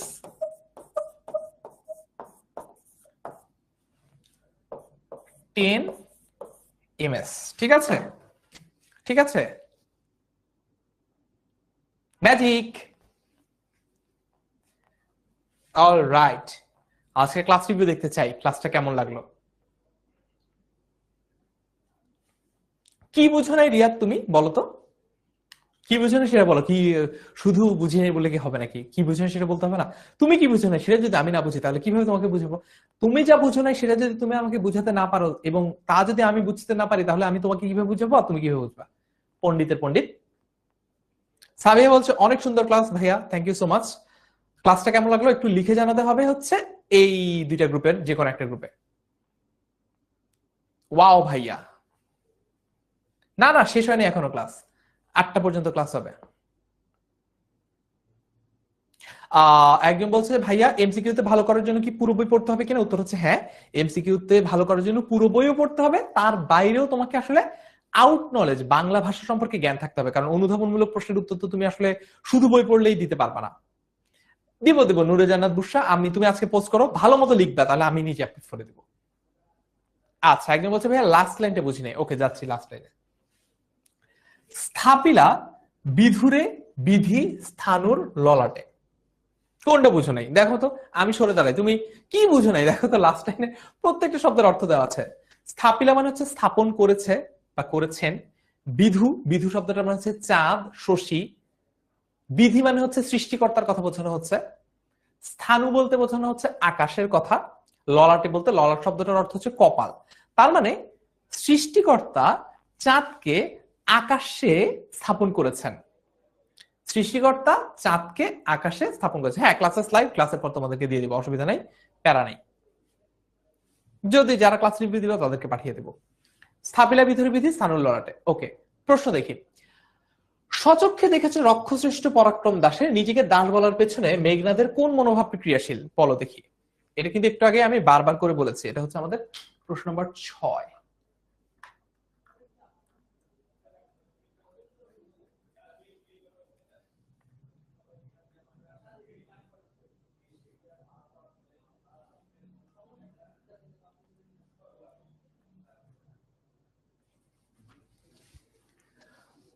নিজেকে দাস বলার পেছনে মেঘনাদের কোন মনোভাব ক্রিয়াশীল? বিনয়, বংশগৌরব, অহমিকা নাকি হীনমন্যতা? হীনমন্যতা মানে হচ্ছে নিজেকে ইনফেরিয়র মনে করা, নিজেকে মানে হামসে নেহি হো পায়েগা এরকম মনে করা, যে আমাকে দিয়ে হবে না, এটা হচ্ছে হীনমন্যতা।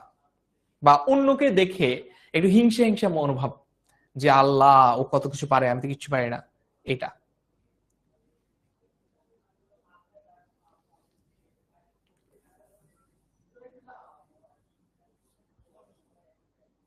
জি জি, স্লাইড দিব বাবা, ক্লাস শেষ হোক। ক্লাস শেষের আগে স্লাইড কিভাবে দিব? আর এই ক্লাসের স্লাইড গুলো কিন্তু আমাদের পেইড ব্যাচের স্লাইডই আলটিমেটলি, সো পেইড ব্যাচেও এই স্লাইড গুলো এভাবেই পাবা। আর মোস্টলি যে এই যে জিনিসগুলা, যে প্রত্যেকটা শব্দ ধরে ধরে যে অর্থগুলো আলাদা করে দেওয়া, এগুলো কিন্তু আমাদের মাস্টার বুক। আমাদের মাস্টার বুক যদি কিনো, মনে করো কোর্সে ভর্তি না, কোর্সে ভর্তি হলে তো ক্লাসের স্লাইড এগুলো পাবা। আর যদি কোর্সে ভর্তি না হয়, শুধু মাস্টার বুক কিনতে চাও, সেটাও কিনতে পারো। মাস্টার বুক কিনলেও কিন্তু তোমরা এইভাবে শব্দ ধরে ধরে অর্থগুলো পেয়ে যাবা। সো কারেক্ট আনসার কি? কারেক্ট আনসার বি নয়, option A is the correct answer. তারপরে 20% শিক্ষার্থী কেন ভুল করেছে আমি জানি না। Option A is the correct answer, B নয়। সো দেখি তো, ফার্স্ট হয়েছে মরিয়ম, সেকেন্ড হয়েছে মিলা আক্তার এবং থার্ড হয়েছে আহনাফ হাসান। Very good. দেখি 7 নাম্বার প্রশ্ন। 7, বিভীষণের প্রতি মেঘনাদ কবিতায় নিজ কর্মদোষে হায় মজাইলা এ কনক লঙ্কা রাজা উদ্ধৃতিতে নিজ কর্মদোষ, নিজ মানে কোন কর্মদোষের কথা বলা হয়েছে? হাই হাই, সাদায় সাদায় তো মিলে যাচ্ছে। নিজ কর্মদোষ বলতে এখানে কোন কর্মদোষ বোঝানো হয়েছে? 7 নম্বর, এ সীতাকে অপহরণ, বি শূর্পণখার নাক কর্তন, সি রামের বিরুদ্ধে যুদ্ধ ঘোষণা এবং ডি ঘরামের বনবাস যাত্রা। 7-এর কোনটা হবে দেখি। এটা কবিতায় সরাসরি যদিও লেখা নাই, কিন্তু এই কারণে এই ধরনের প্রশ্ন যাতে তোমরা পারো, এই জন্যই তো তোমাদেরকে কবিতার কনটেক্সট বুঝিয়েছি আমি, তাই না? তাহলে তো এখন পারাটা তোমাদের জন্য উচিত, কর্তব্য, এটা পারা। তো এইখানে বাকি দুইটা আসলে হবেই না। শূর্পণখার নাক কর্তন নাকি সীতাকে অপহরণ, কোনটা হবে? দুইটাই অপরাধ। কোন অপরাধের কথা এখানে বলা হয়েছে? কবিতায় কোনটাকে অপরাধ হিসেবে দেখানো হয়েছে?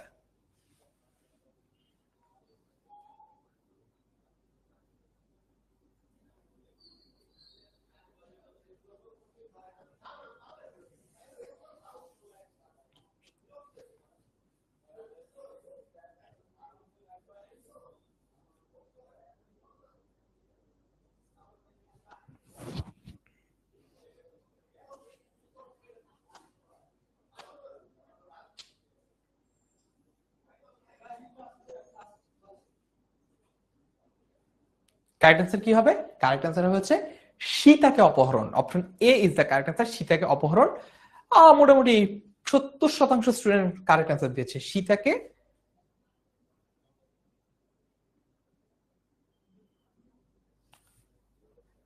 ওকে, দেখি ফার্স্ট সেকেন্ড থার্ড কারা হলো।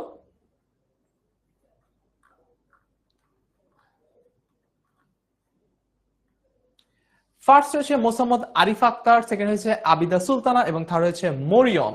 ওকে, এবার আমরা দেখবো 8 নম্বর প্রশ্ন। মহাকবি হোমারের হেক্টরকে আমরা সত্যিকারের দেশপ্রেমিক হিসেবে দেখি। বিভীষণের প্রতি এটা এই লাইনটা যদি না বুঝে অসুবিধা নেই, বাদ দাও। বিভীষণের প্রতি মেঘনাদ কবিতায় উক্ত চরিত্রটি কার প্রতিনিধিত্ব করে? মানে হচ্ছে বিভীষণের প্রতি মেঘনাদ কবিতায় দেশপ্রেমিক কে? প্রশ্ন কিন্তু এইটা যে আসলে কে এই দেশপ্রেমিক। রামচন্দ্র, মেঘনাদ, রাবণ নাকি বিভীষণ? প্রশ্ন নম্বর 8। দেখি এটা পারি কিনা। প্রশ্ন নম্বর 8।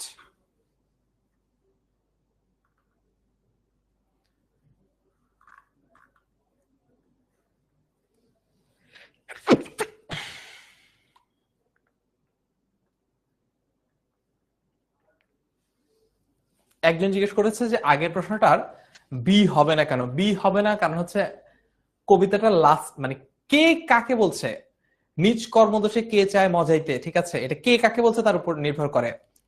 মেঘনাদের কাছে অপরাধ হচ্ছে, অপরাধ মনে হচ্ছে যে শূর্পণখা নাক কেটে দেওয়া, আর বিভীষণের কাছে অপরাধ বা অপকর্ম মনে হচ্ছে সীতাকে অপহরণ করা। এই জন্য, বুঝেছো?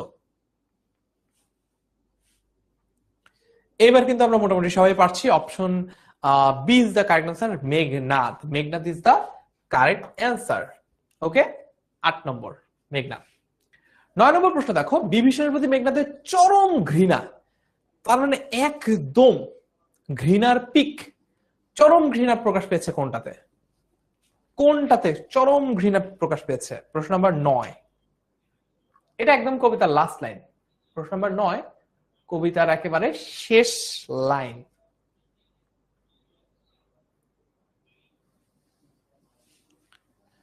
হে পিতৃব্য তব বাক্যে ইচ্ছি মরিবারে, বি কহ মহারথী একই মহারথী প্রথা, এটা বাদ দিলাম। সি নির্গুণ স্বজন শ্রেয় পর পর সদা, এটাও না। কারেক্ট আনসার কোনটা হবে? কারেক্ট আনসার হবে হচ্ছে এইটা, যেটা কবিতার একদম লাস্ট লাইন, গতিজার নিঃসহ নিচ্ছে দুর্মতি। গতিজার নিঃসহ নিচ্ছে দুর্মতি, তার মানে যা ওই যে সৎসঙ্গে স্বর্গবাস অসৎসঙ্গে সর্বনাশ, এটা হলো ওইটা, যে সঙ্গদোষে লোহা ভাসে। তার মানে এই লাইনটার দ্বারা বোঝানো হচ্ছে যে তুমি যে ছোট লোকদের সাথে চলো, রাম লক্ষণদের সাথে, তোমার আচার আচরণ হয়েছে ছোট লোকদের মতো। এটাই কি বলছে? এটাই মেঘনাদ তার চাচা বিভীষণকে উদ্দেশ্য করে বলছে, এবং এই লাইনটার মাধ্যমে আসলে কবিতাটা শেষ হয়।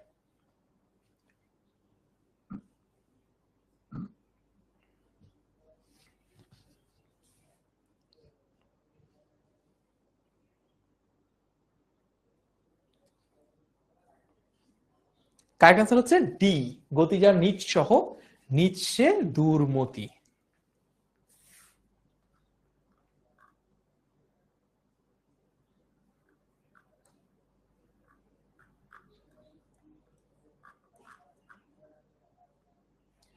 ফার্স্ট হয়েছে মরিয়ম, সেকেন্ড হয়েছে আবিদা সুলতানা, আর থার্ড হয়েছে আফসানা আক্তার।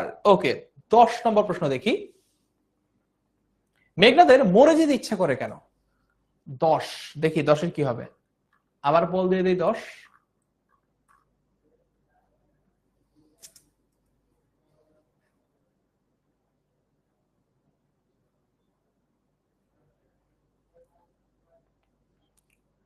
তব বাক্যে ইচ্ছি মরিবারে, লাইনটা কি ছিল মনে আছে? তব বাক্যে, তব বাক্যে, এটা মেঘনাদ বিভীষণকে উদ্দেশ্য করে বলছিল তব বাক্যে ইচ্ছি মরিবারে, তার মানে মরার ইচ্ছা হয় তোমার কথা শুনে,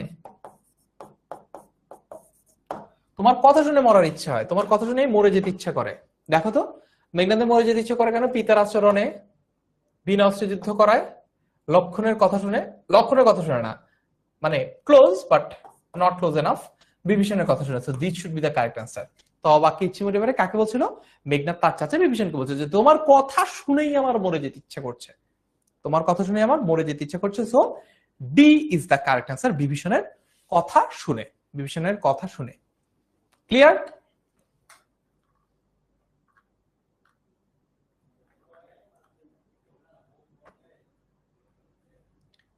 ফার্স্ট হয়েছে আতিকুর রহমান, সেকেন্ড হয়েছে মোহাম্মদ মুজাহিদুল ইসলাম, এবং থার্ড হয়েছে আফিয়া হুমায়রা। কংগ্রাচুলেশন তোমাদের তিনজনকে। চলো আবার কবিতায় ফেরত আসি। আগের লাইনটা কি যেন ছিল, দেখো এই যে এখানে দেখে আসি। স্থাপিলা বিধুরে বিধি স্থানুর ললাটে, তার মানে সৃষ্টিকর্তা চাঁদকে স্থাপন করেছে আকাশে। পরের লাইন এটা, পড়ি কি ভূতলে শশী যান গড়াগড়ি, তার মানে এই লাইনটা দিয়ে বোঝানোর চেষ্টা করা হচ্ছে যে কখনো দেখেছেন যে চাঁদ তার যে অবস্থান সেই অবস্থান ছেড়ে নিচের দিকে নেমে এসেছে, কখনো সে ধুলায় গড়াগড়ি খাচ্ছে, এই পৃথিবীর বুকে নেমে এসে সে কখনো ধুলায় গড়াগড়ি খাচ্ছে, এটা কি দেখেছেন? তার মানে বোঝানোর চেষ্টা করা হচ্ছে, মেঘনাদ তার চাচা বিভীষণকে বোঝাচ্ছে যার যেখানে স্থান, ওই যে একটা কথা আছে না, বন্যেরা বনে সুন্দর শিশুরা মাতৃক্রোড়ে, তার মানে যার যেখানে জায়গা তার আসলে সেখানেই থাকা উচিত। চাঁদের যেরকম আকাশেই থাকা উচিত, আপনি এত উচ্চ বংশের একজন, বীর বংশের একজন হয়ে আপনারও এই স্ট্যান্ডার্ডটা মেনটেন করা উচিত। আপনি এরকম রাম লক্ষণের মতো ছোট লোকদের সাথে চলেন না। কে বলছে এটা? এটা বলছে মেঘনাদ তার চাচা বিভীষণকে। পড়ে কি ভূতলে শশী যান গড়াগড়ি ধুলায়, হে রক্ষরথী। রক্ষরথী বলতে কি বোঝানো হচ্ছে? ঠিক আছে, রক্ষরথী বলতে কি বোঝানো হচ্ছে? রাক্ষস কুলের বীর, অর্থাৎ এখানেও বিভীষণকে বোঝানো হচ্ছে রক্ষকুলের রথী। রথী মানে কি? রথী মানে হচ্ছে যে রথ পরিচালনা করে। আমরা যারা বাহুবলী সিনেমাটা দেখেছি, বাহুবলীতে আমরা দেখেছি যে একটা ঘোড়ার গাড়ির সামনে এরকম একটা ফ্যানের মতো চাকতি কচকচ করে ঘুরতে থাকে, আর সামনে যাকে পায় তাকে একদম কেটে ধ্বংস করে ফেলে। তো ওই রকম না, রথ বলতে সাধারণত ঘোড়ার গাড়ি বোঝায়। সাধারণত আগে যুদ্ধে এই টকবক টকবক করে যে ঘোড়ার গাড়ি ব্যবহার করা হতো, সেই ঘোড়ার গাড়ি যারা চালাতো সেই রকম, মানে রথী বলতে যে ঘোড়ার গাড়িকে পরিচালনা করে, যে ঘোড়ার গাড়িটা কি এদিকে যাবে এদিকে যাবে, যুদ্ধটা কোন দিকে যাবে, এটা যারা নির্ধারণ করতো তাদেরকে বলা হতো রথী। রক্ষরথী বলতে এই কারণে রাক্ষস কুলের সাহসী বীর হিসেবে বিভীষণের কথা বলা হচ্ছে। ওকে, তারপরে দেখি, হে রক্ষরথী ভুলিলে কেমনে, কে তুমি? তার মানে তুমি নিজে কত উচ্চ বংশের, তুমি নিজে কত উচ্চ বংশের, এটা তুমি ভুললা কিভাবে? হে রক্ষরথী ভুলিলে কেমনে, জনম তব কোন মহাকুলে, তার মানে তোমার জন্ম কত উচ্চ বংশে, এটা তুমি কিভাবে ভুলে গেলা? কে বা সে অধম রাম, মানে এই রাম, অধম মানে কি? উত্তম শব্দটার বিপরীত শব্দ হচ্ছে অধম, তার মানে এই নিম্ন বর্গের রাম এটা কে, যে তুমি বলছো তোমার বংশ গৌরব ছেড়ে দিয়ে তুমি বলছো তুমি কিনা রামের দাস। তারপরের লাইন, এটা পরের লাইন, স্বচ্ছ সরোবর, সরোবর শব্দটা হচ্ছে লেক বা হ্রদ, ঠিক আছে? স্বচ্ছ সরোবরে,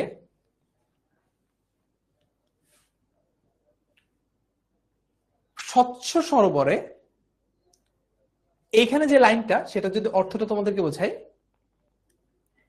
এই পুরো যে অর্থটা, এই অর্থটা তোমাদেরকে একটু বোঝাই কবিতার লাইনটা, সেটা হচ্ছে যে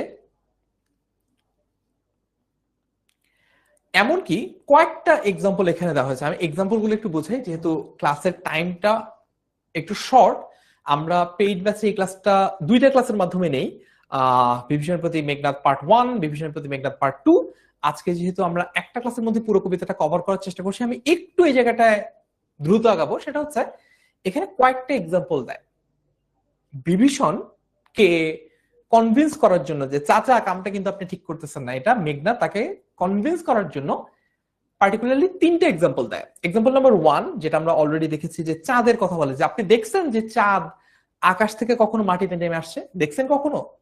চাঁদ যদি কখনো আকাশ থেকে মাটিতে নেমে না আসে, তাহলে আপনি কেন আপনার এত উচ্চ বংশের যে গৌরব সেটা বাদ দিয়ে রামের আনুগত্য স্বীকার করছেন বা নিজেকে বলছেন রামের দাস? Example number 1। এক্সাম্পল 2 হচ্ছে, আপনি কখনো দেখেছেন, মেঘনাদ তার চাচা বিভীষণকে বলছে, আপনি কখনো দেখেছেন যে সিংহ, মৃগেন্দ্র কেশরী বলা হচ্ছে, সিংহ মানে বড় বড় কেশর আছে, যে সিংহ কখনো শিয়ালের সাথে বন্ধুত্ব করেছে দেখেছেন? তার মানে কি? তার মানে হচ্ছে লেভেলের নাই। একটা গান আছে শুনছো, লেভেলের নাই, ওই রকম।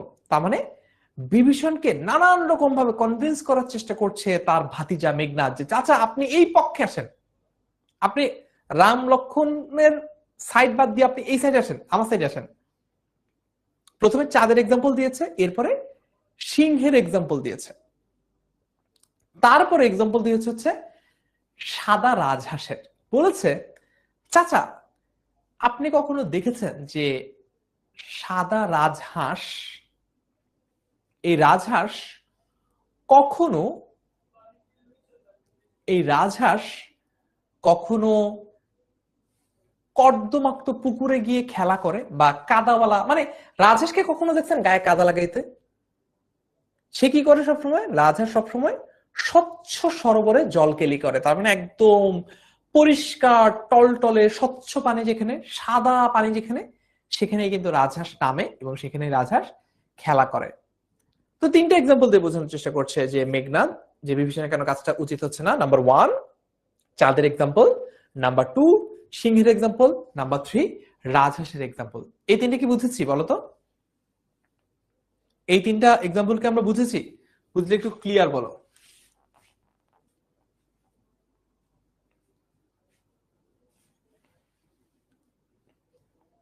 বুঝলে এবার একটু ক্লিয়ার বলো, তারপর আর একটু সামনে আগাবো। আমরা আমরা মোটামুটি 8টার মধ্যে পুরো কবিতাটা প্যাক আপ করার ট্রাই করব। বুঝেছি? ক্লিয়ার হলে এবার একটু ক্লিয়ার বলে ফেলো।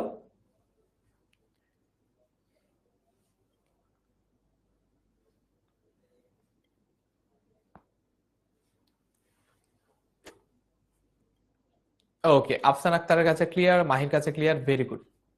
নকশি রহমান ক্লিয়ার বলেছে, ফ্যান্টাস্টিক।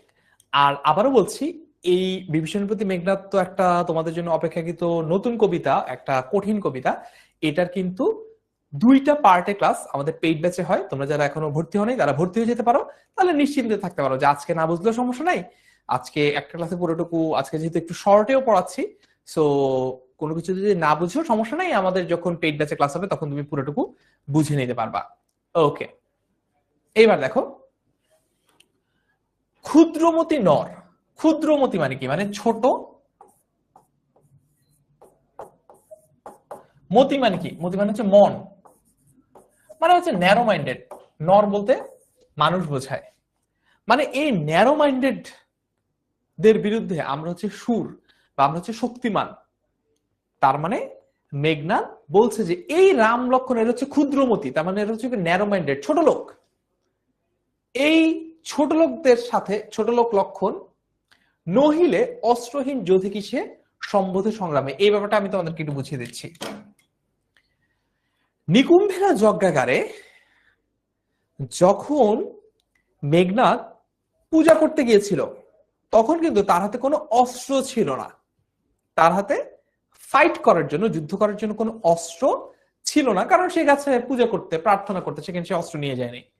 সেই জায়গায় সুযোগ বুঝে হাজির হয়েছে লক্ষণ, এবং লক্ষণ মেঘনাদকে এই অস্ত্রহীন অবস্থায় যুদ্ধের আহ্বান জানায়। কারণ লক্ষণ জানে যে মেঘনাদ যদি একবার অস্ত্র নিয়ে আসে, ওই যুদ্ধে লক্ষণ জিততে পারবে না। এখন মেঘনাদ সে তো যুদ্ধকে ভয় পায় না, সে বলেছে যে চাচা আপনি সরে দাঁড়ান, আপনি মন্দিরের দরজা থেকে সরে দাঁড়ান, আমি অস্ত্রাগারে যাব আর অস্ত্র নিয়ে ফেরত আসবো, এবং আজকেই লক্ষণকে জমের বাড়িতে পাঠাবো। এটাতে বাধা দিয়েছে কে? বাধা দিয়েছে বিভীষণ। বিভীষণ কিন্তু সরে দাঁড়ায় নাই, বিভীষণ মেঘনাদকে অস্ত্র আনতে যেতে দেয় নাই। এবং লক্ষণ নিজের হাতে অস্ত্র আছে, লক্ষণের হাতে অস্ত্র আছে, কিন্তু মেঘনাদ নিরস্ত্র। এই নিরস্ত্র মেঘনাদকে যুদ্ধের জন্য আহ্বান জানায় লক্ষণ, যেটা আগে যুদ্ধের কিছু প্রিন্সিপাল ছিল, যেমন নারী ও শিশুদেরকে হত্যা করা যাবে না, বা হচ্ছে তোমার যারা সিভিলিয়ান তাদেরকে অকারণে মেরে ফেলা যাবে না। একই রকম একটা ছিল যে একজন মানুষ যদি অস্ত্রহীন থাকে তার সাথে যুদ্ধ করা যাবে না, তার মানে যুদ্ধ করতে হলে অস্ত্র থাকতে হবে দুই পক্ষের হাতে। এটা হলো তৎকালীন যুদ্ধ শাস্ত্র রীতি বা যুদ্ধের প্রিন্সিপাল এরকম। তো এই যুদ্ধ শাস্ত্র নীতিকে বৃদ্ধাঙ্গুলি দেখিয়ে কি করেছে লক্ষণ? যুদ্ধ করতে চেয়েছে মেঘনাদের সাথে, যখন মেঘনাদ কিনা নিরস্ত্র। তো এই কনটেক্সটে সে বলছে যে অস্ত্রহীন যোধে কিসে সম্বোধে সংগ্রামে, তার মানে লক্ষণ যদি নিতান্তই ছোট লোক না হতো, মেঘনাদ বলছে তার চাচাকে যে লক্ষণ যদি নিতান্তই ছোট লোক না হতো তাহলে কি সে আমি অস্ত্রহীন অবস্থায় সে আমার সাথে যুদ্ধের ডাক দিত, সে আমার সাথে যুদ্ধ করতে চাইতো? কহ মহারথী, তার মানে হে মহাবীর, কাকে বোঝাচ্ছে? বিভীষণকে।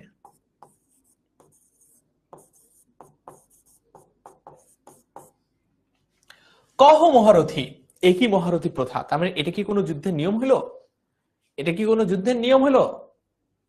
কেমন কথা এটা? আচ্ছা, নাহি শিশু লঙ্কাপুরে, তার মানে আমাদের এই রাক্ষসদের রাজত্বে বা লঙ্কায় এমন কোন শিশু নাই যে এই কথা শুনে হাসবে না। তার মানে এটা তো হাস্যকর একটা কথা যে একজন আরেকজনকে যুদ্ধের আহ্বান জানাচ্ছে অস্ত্র ছাড়া, এটা এত হাস্যকর একটা কথা যে কথাটা শুনে হাসবে না, এরকম কেউ এই লঙ্কায় নাই। তারপর বলছে ছাড়ো পথ, তার মানে পথ ছাড়ো। চাচা বিভীষণকে বলছে, মেঘনাদ তার চাচা বিভীষণকে বলছে যে চাচা পথ ছাড়ো। আসিব ফিরিয়া এখনই, তার মানে আমি এখনই ফিরে আসব।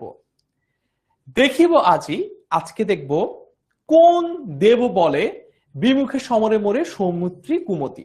আচ্ছা, তার মানে কোন জাদু শক্তিতে, দেব বলে মানে কি, দেব বলে মানে হচ্ছে কোন জাদুতে, কোন জাদুতে বিমুখে বলতে বাধা দেয়, কোন জাদু দিয়ে আজকে লক্ষণ আমাকে ঠেকায় আমি এটা দেখে নিব। মেঘনাদ বলছে, চ্যালেঞ্জ করছে। সমরে মরে, সমর বলতে সমর শব্দটার অর্থ হচ্ছে যুদ্ধ, আর মোরে মানে হচ্ছে, মোরে মানে কি,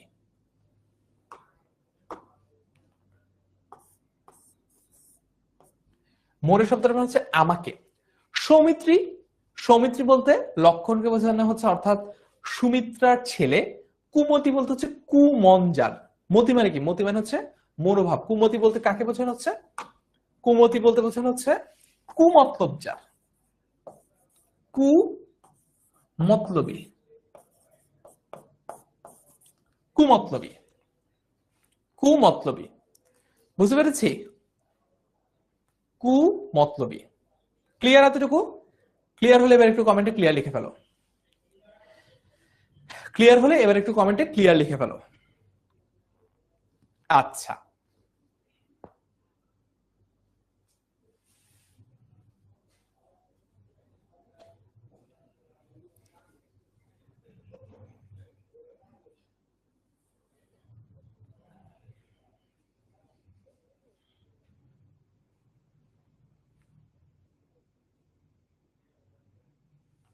ক্লিয়ার, অল ক্লিয়ার। আফসানা বলছে ভেরি গুড।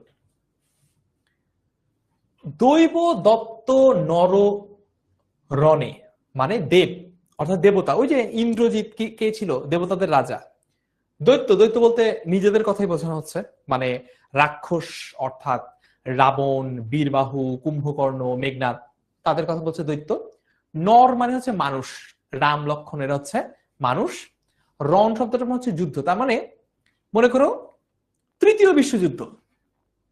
ঠিক আছে, তৃতীয় বিশ্বযুদ্ধ হলে কি হতো, সব পক্ষ মিলে একটা রয়্যাল র্যাম্বল।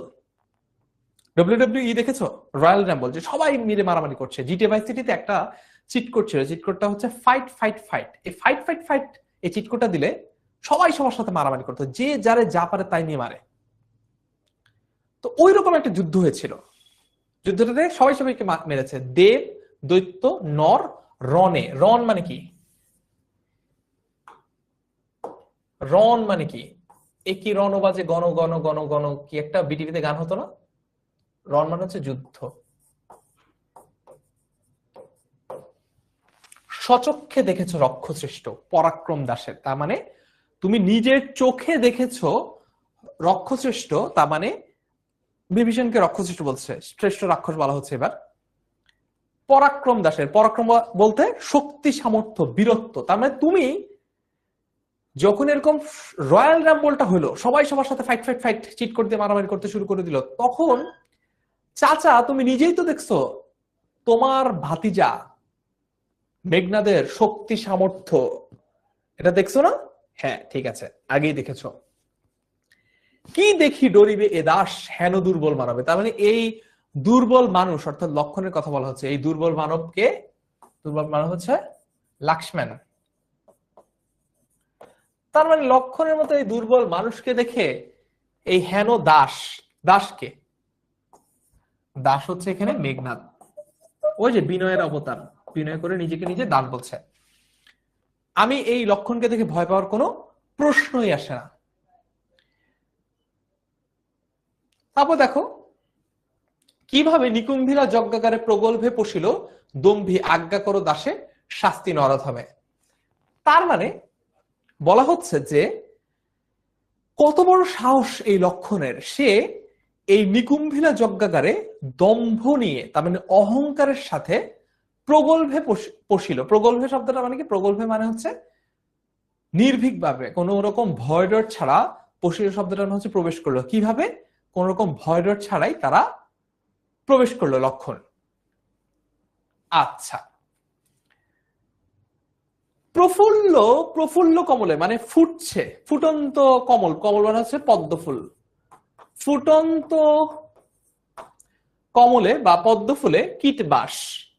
তার মানে একটা সুন্দর ফুলের মধ্যে একটা যদি পোকা, মনে করো সেদিন একটা এক্সাম্পল দিচ্ছিলাম আরেকটা পেইড ব্যাচে, সেটা হচ্ছে যে মনে করো তুমি একটা লিচু খাচ্ছ, খাচ্ছ খাচ্ছ ভালো লাগছে, হঠাৎ দেখলা কেমন যেন টক টক লাগছে, জিহ্বা থেকে হাত নিয়ে দেখলা একটা পোকা, তাহলে তোমার যে অনুভূতিটা হবে ওই মুহূর্তে মেঘনাদের অনুভূতিটা হয়েছে এরকম, যে তাদের এই রাজত্বটাকে সে একটা বলছে ফুটন্ত পদ্ম ফুলের মতো, এই ফুটন্ত পদ্ম ফুলে একটা পোকা চলে এসেছে, কীট বাস। এই কীট পোকা কাকে বলছে? লক্ষণকে বলছে। লক্ষণকে বলছে এই কীটের বাস মানে হচ্ছে বসবাস, বসবাস। সহিব কেমনে, তার মানে কিভাবে সহ্য করব? হেন অপমান আমি ভাতৃপুত্র তব, তার মানে তোমার মতো একজন বীরের ভাতিজা হয়ে এইরকম নিজের রাজ্যের এইরকম একটা অপমান কিভাবে আমি সহ্য করব? এটা কি আমার পক্ষে সহ্য করা সম্ভব? আচ্ছা, মহামন্ত্র বলে যথা নম্রশির ফণি, মলিন বদনে লাজে উত্তরিলা রথি, রাবণ অনুজ লক্ষ্মী রাবণাত্ম। যে একজন একটা একটু প্রশ্ন করেছিল যে ভাইয়া রাবণ অনুজ বলতে কেন অপশনে আমরা বিভীষণকেই কারেক্ট আনসার হিসেবে পিক করেছিলাম, কেন আসলে কুম্ভকর্ণকে নেই নেই? কারণ এখানে বইতে রাবণ অনুজ বলতে মানে কবিতায় রাবণ অনুজ বলতে সরাসরি বিভীষণকে বোঝানো হচ্ছে। হ্যাঁ, এইটা একটু তাহলে একটু এইবার এই অংশটা বুঝিয়ে দেয়, এই অংশটাতে কি বোঝানো হচ্ছে। মহামন্ত্র বলে যথা নম্রশির ফণি, মলিন বদনে লাজে উত্তরিলা রথি, রাবণ অনুজ লক্ষ্মী রাবণ আত্মজে। আচ্ছা, তোমরা আমি সরে দাঁড়াই, তুমি একটু অর্থগুলো চাইলে দেখে নিতে পারো, আমি একটু তোমাদেরকে ওভারঅল বলে দিই যে ঘটনাটা কি ঘটলো এখানে। যখন এরকম মনে করো এরকম সাপ ফোঁস ফোঁস করছে, সেই সাপের সামনে গিয়ে তুমি মনে করো এরকম কি বাজাচ্ছ? বিন বাজাচ্ছ, এভাবে বিন বাজাচ্ছ। তো সাপ এরকম ফোঁস ফোঁস করে তোমাকে কামড় দিতে যাচ্ছে, তুমি হচ্ছে এভাবে বিন বাজাচ্ছ। তো বিন বাজিয়ে মন্ত্র সাধনের মাধ্যমে, মন্ত্রের মাধ্যমে এই ফণি তোলা সাপকে যেরকম মন্ত্রমুগ্ধ করে এইভাবে যেমন তার ফণিটা নামানো যায়, ঠিক আছে, ফণিটা নামানো যায়, সেই রকম করে মানে মনে করো একটা সাপ এরকম ফনা তুলেছে, কামড় দিবে দিবে, ছোবল দিবে দিবে এরকম ভাব, তখন কেউ এসে তাকে এভাবে জাদু করছে, জাদু করছে, জাদু করছে। জাদুটা যদি কাজ করে তাহলে সে যেরকম লজ্জা অবনত ভাবে মানে লজ্জিত ভাবে যেরকম মাথাটা নামিয়ে নিবে, সেরকম ভাবে, সেরকম ভাবেই মাথাটা নামিয়ে নিয়েছে কে? বিভীষণ। বিভীষণ মাথাটা নামিয়ে নিয়ে উত্তরিলা রথি, তার মানে বিভীষণ উত্তর দিল, উত্তরিলা রথি রাবণ অনুজ, তার মানে রাবণের অনুজ বা রাবণের ছোট ভাই বিভীষণ উত্তর করলো লক্ষ্মী রাবণাত্ম। যে লক্ষ্মী মানে কি? লক্ষ্মী শব্দ, এই লক্ষ্মী মানে কি? ঘরের লক্ষ্মী না, এই লক্ষ্মী মানে হচ্ছে লক্ষ্য করে, উদ্দেশ্য করে। রাবণ আত্মজে, রাবণ অনুজ মানে হচ্ছে রাবণের অনুজ বা রাবণের ছোট ভাই বিভীষণ, রাবণ আত্মজ মানে হচ্ছে রাবণের ছেলে। এইখানে স্পেসিফিক্যালি বোঝানো হচ্ছে মেঘনাদের কথা। মেঘনাদকে বলছে, হ্যাঁ হিপনোটাইজ, রাইট, সীমা বলছে হিপনোটাইজ, ভেরি গুড। এ কনক লঙ্কা রাজা মজিলা আপনি, বিরত সতত পাপে দেবকুল এবে, পাপপূর্ণ লঙ্কাপুরী প্রলয় যেমতি, বসুধা ডুবিছে লঙ্কা এ কালো ট্রেলে। এতটুকু অংশ একবারে ব্যাখ্যা করে দেই। এই অংশটার মাধ্যমে কবি বোঝানোর চেষ্টা করছে যখন বিশাল একটা দুর্যোগ আসে, মনে করো নূহ আলাইহিস সালামের সময় যেরকম পুরো পৃথিবী মহাপ্লাবনে ডুবে গিয়েছিল, বা একদম ইসরাফিল আলাইহিস সালাম যখন সিংহায় ফু দিবেন তখন যেরকম পুরো পৃথিবী এই বিশ্ব মহাজগৎ ভেঙে তছনছ চুরমার হয়ে যাবে, একদম কিয়ামত। ওই রকম একটা দুর্যোগ আমরা দেখছি এখন। অর্থাৎ তোমাদের পাপের কারণে, বিভীষণ বলছে তোমাদের পাপের কারণে কালো সলিল, তার মানে কালো পানিতে যেন এই লঙ্কা রাজ্যটা ডুবে যাচ্ছে। তোমাদের পাপ পঙ্কিলতায় এই মহান রাজত্বটা রীতিমতো ডুবে যাচ্ছে, শেষ হয়ে যাচ্ছে, ধ্বংস হয়ে যাচ্ছে। তখন চাচা বিভীষণ বলছে, কিন্তু এই রকম পাপে, তোমাদের করা পাপে আমি কেন নিজেকে এর মধ্যে জড়াবো, আমি কেন এই কলঙ্কের ভার নিব? কে বলছে? বিভীষণ তার ভাতিজা মেঘনাদকে বলছে। রাঘবের পদাশ্রয়ে রক্ষার্থে আশ্রয় আমি। তেই তেই মানে হচ্ছে সেজন্য, তার মানে এই কারণে রাঘব বলতে এখানে রামকে বোঝানো হচ্ছে, রাম। এই জন্যই রামের পদাশ্রয়, রামের পায়ের আশ্রয়ে আমি আশ্রয় নিয়েছি, এই জন্যই। কি বলেছে তারপর বিভীষণ? পর দোষে কে চাহে মজিতে, তার মানে পরের দোষে কে চায় ফাঁসতে। পর দোষে কে চায় মজিতে বলতে বোঝানো হচ্ছে পরের দোষে কে চায় মগ্ন হতে বা মজে যেতে। কে চায়? আমি চাই না, অ্যাটলিস্ট আমি চাই না, বিভীষণ বলছে এটা। এই যে দেখো, বিভীষণ মেঘনাদকে বলছে যে সে রামের পায়ের কাছে আশ্রয় নিয়েছে, বলছে যে আমি রামের পায়ের কাছে আশ্রয় নিয়েছি। রাবণ যে সীতাকে অপহরণ করেছে এটা ছিল ভুল, আর বিভীষণ এই ভুলের অংশ হতে চায় না। এইটা তোমরা একটু ভালো মতো পড়লে আশা করি তোমাদের আন্ডারস্ট্যান্ডিংটা ক্লিয়ার হবে। রুশিলা বাসত্রাস গম্ভীরে যে মতি, তার মানে এই কথা শুনে, যখন এই কথাটা বলল বিভীষণ, যখন এই কথাটা বলল তার ভাতিজা মেঘনাদকে, এটা শুনে একদম, এতক্ষণ তো সে একটু বিনয় দেখিয়ে কথা বলছিল, এইবার সে রুশিলা বাসত্রাস মানে সে এবার রেগে গেল। রুশিলা মানে কি? রুশিলা মানে রাগ করলো, মানে একদম এইবার সে ক্ষোভে ফেটে পড়লো। কেমন রাগ দেখালো সে? নিশীতে অম্বরে মন্দ্রে জিমুতেন্দ্র কপি কহিলা বীরেন্দ্র বলি ধর্মপদগামী। আমি ব্যাখ্যা করে দিই, সেটা হচ্ছে রাতের বেলায় আশপাশে যখন সব একদম শুনশান নীরব, তখন একটা এরকম শব্দ হলেও যেরকম অনেক দূর থেকে শোনা যায়, চিন্তা করো যদি সেই রকম একটা নীরব নিরিবিলি রাতে মেঘ গর্জন করে, মেঘ ডাকে, তাহলে যেরকম বিশাল আওয়াজ হবে। এই কবিতার এই পর্যায়ে এসে মেঘনাদ কিন্তু চেতে গেছে, চেতে সে ওই রকম মেঘের মতো গর্জন করলো যে এই আজকে খাইছি তোরে। কইলা বীরেন্দ্র বা বীর বলবান, বলি শব্দটা মানে হচ্ছে বলবান, বলি মানে হচ্ছে বলবান। জব্বারের বলি খেলা শুনেছ? বলি মানে হচ্ছে বলবান, বল আছে যার, সেই হচ্ছে বলি। কহিলা বীরেন্দ্র বলি ধর্মপদগামী, হে রাক্ষস রাজানুজ, তার মানে রাক্ষসদের রাজা রাবণ, তার অনুজ অর্থাৎ তার ছোট ভাই বিভীষণের কথা বলা হচ্ছে। বিখ্যাত জগতে তুমি কোন ধর্মমতে কহদাসে শুনি, জ্ঞাতিত্ব ভাতৃত্ব জাতি এ সকলে দিলা জলাঞ্জলি। শাস্ত্রে বলে গুণবান যদি পরজন, গুণহীন স্বজন তথাপি নির্গুণ স্বজন শ্রেয় পর পর সদা। এই পুরোটুকুর ব্যাখ্যা একবার দিই, তাহলে বুঝতে সুবিধা হবে। এতক্ষণ বীরত্বের কথা আসছিল, মেঘনাদ কত বড় বীর, তারপর হচ্ছে কুম্ভকর্ণ কত বড় বীর, ইম্পর্টেন্টলি বিভীষণ কত বড় বীর, এসব নিয়ে কথাবার্তা হচ্ছে। এইবার আসছে জ্ঞানের প্রশ্ন। বিভীষণকে মেঘনাদ বলছে যে আপনি এত বড় জ্ঞানী, ধর্মীয় এমন কোন জ্ঞান নাই যেটা আপনি জানেন না। আপনি বলেন তো কোন ধর্মীয় শাস্ত্র অনুযায়ী, কোন ধর্মীয় বই অনুযায়ী আপনি এটা পেয়েছেন যে আপনি আত্মীয় স্বজনকে ত্যাগ করে অন্য পক্ষে চলে যাবেন, সোজা কথায় বেইমানি করবেন নিজের আত্মীয়দের সাথে।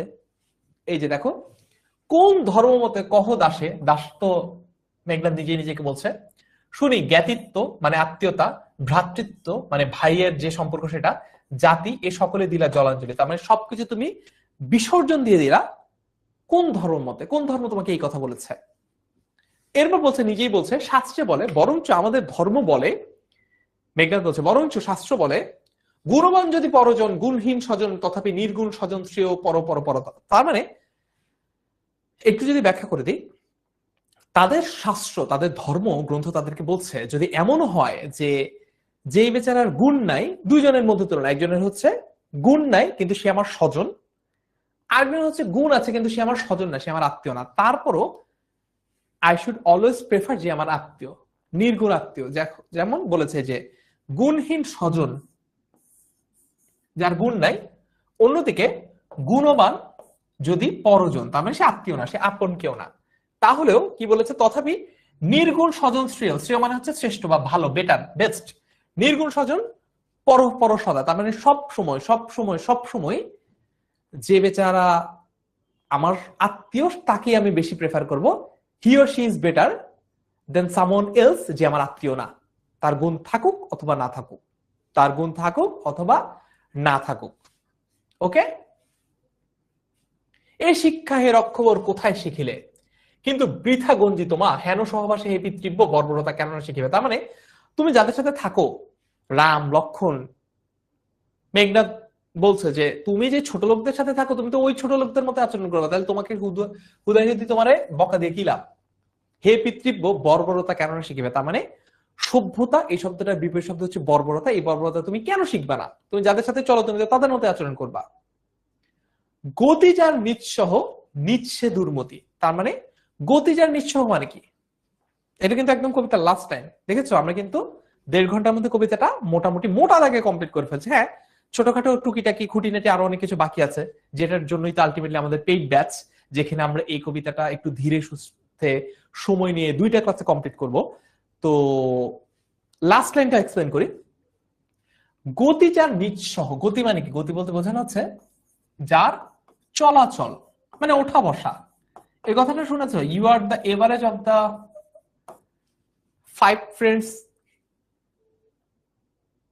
You are the average of the 5 friends you roam with, তার মানে তুমি সবসময় যে এই 5 জন বন্ধুর সাথে থাকো তারা যেমন করবে তুমি তো তেমনই করবে। তো গতি বলতে চলাচল যার নিঃসহ, তার মানে যে নিচু লোকদের সাথে চলাচল করে, নিচ সে দুর্মতি, সে নিজেও ওই নিচু লোকদের মতোই হয়। দুর্মতি বলতে ওই যে, দুর্মতি বলতে যার মতলবটা হচ্ছে দুষ্ট বা খারাপ এমন বোঝাচ্ছে, মতলবটা হচ্ছে দুষ্ট বা খারাপ এমন বোঝাচ্ছে।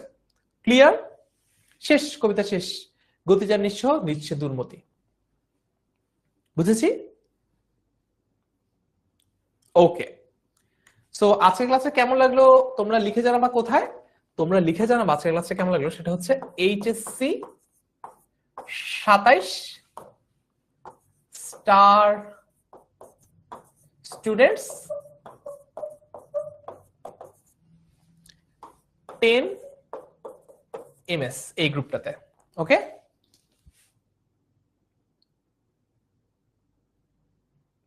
ক্লিয়ার?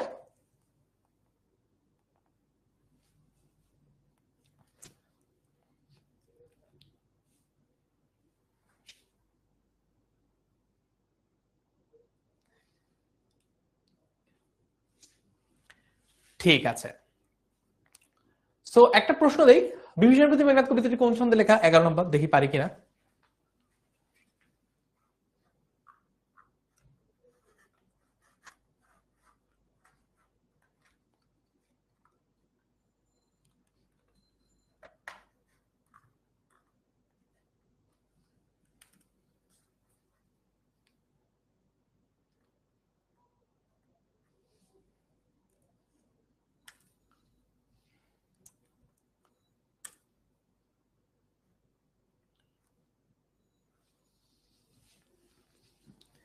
স্বরবৃত্ত, মাত্রাবৃত্ত, অমিত্রাক্ষর, স্বরমাত্রিক, এটার উত্তর আমরা পারি। এটা হচ্ছে মাত্রাবৃত্ত হবে না, স্বরবৃত্ত হবে না, এটা হচ্ছে অমিত্রাক্ষর হবে। বিভীষণের প্রতি মেঘনাদ কি হবে, এটা অমিত্রাক্ষর।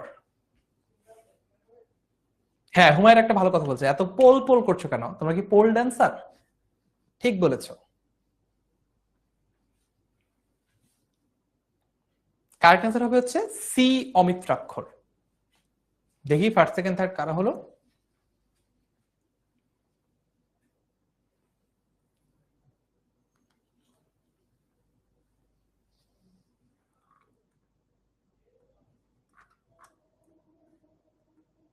সো ফার্স্ট হচ্ছে আবিদা সুলতানা, সেকেন্ড হচ্ছে অরত্রিকা সাহা এবং থার্ড হচ্ছে মিলা আক্তার।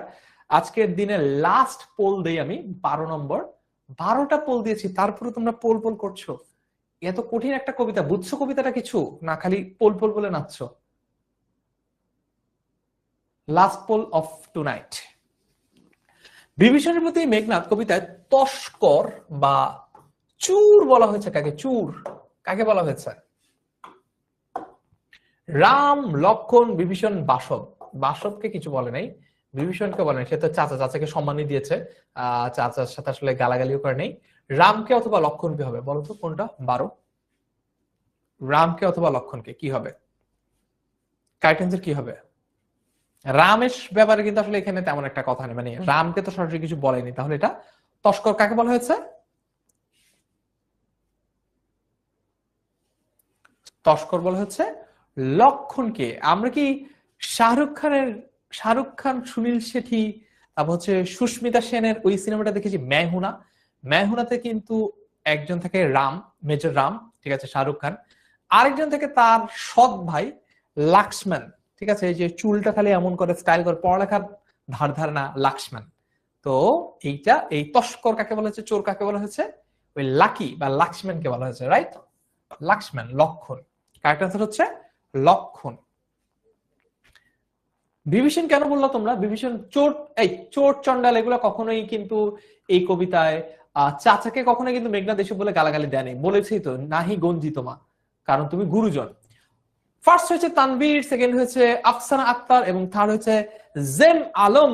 কংগ্রেচুলেশন তোমাদের তিনজনকেই এবং বাকি সবাইকেও যারা যারা সঠিক উত্তর দিয়েছো।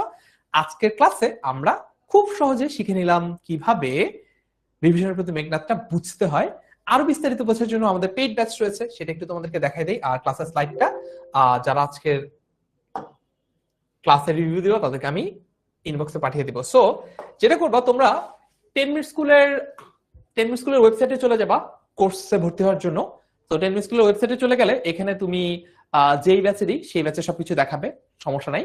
তারপরে হচ্ছে তুমি মনে করো হচ্ছে ক্লাস 6 to 12 এই বাটনটাতে ক্লিক করবা, তারপর হচ্ছে এইচএসসি তে চলে যাবা। এইচএসসি তে চলে গেলে তুমি হচ্ছে এই যে নিচে যাবা, ঠিক আছে, নিচে যাও, এখানে সবগুলো সাবজেক্ট দেওয়া আছে। বাংলাটা খুঁজে বের করি, HSC 27 online batch Bangla. So এইটাতে বিস্তারিত দেখো, এটাতে ক্লিক করলাম। এইখানে দেখো সবকিছু ডিটেলস দেওয়া আছে, কে কে ক্লাস নিচ্ছে। তোমাদের ফারহান ভাইয়া, ফারসিম ভাইয়া, বিকন ভাইয়া ক্লাস নিচ্ছে এখানে। তারপর আমাদের ফ্রি যে ফেসবুক গ্রুপটা রয়েছে সেটার কথা বলা আছে। ওকে ফাইন, সব ডিটেলস গুলো পেয়ে যাবা, রুটিনও এখানে পেয়ে যাবা। তারপরে ফাইনালি তুমি এখানে কোর্সটা দেখতে পাচ্ছ। কোর্সটা কিনুন বাটনে ক্লিক করো। তারপর হচ্ছে বই সহ কিনতে চাইলে এই প্লাস বাটনটাতে ক্লিক করবা, তাহলে বই সহ তুমি কিনতে পারবা। আর যদি বই ছাড়া কিনতে চাও এই ডিলিট বাটনটাতে ক্লিক করবা। তারপরে এখানে অপশনে আছে এগিয়ে যান, এই বাটনটাতে ক্লিক করলাম, এগিয়ে জানে ক্লিক করলাম।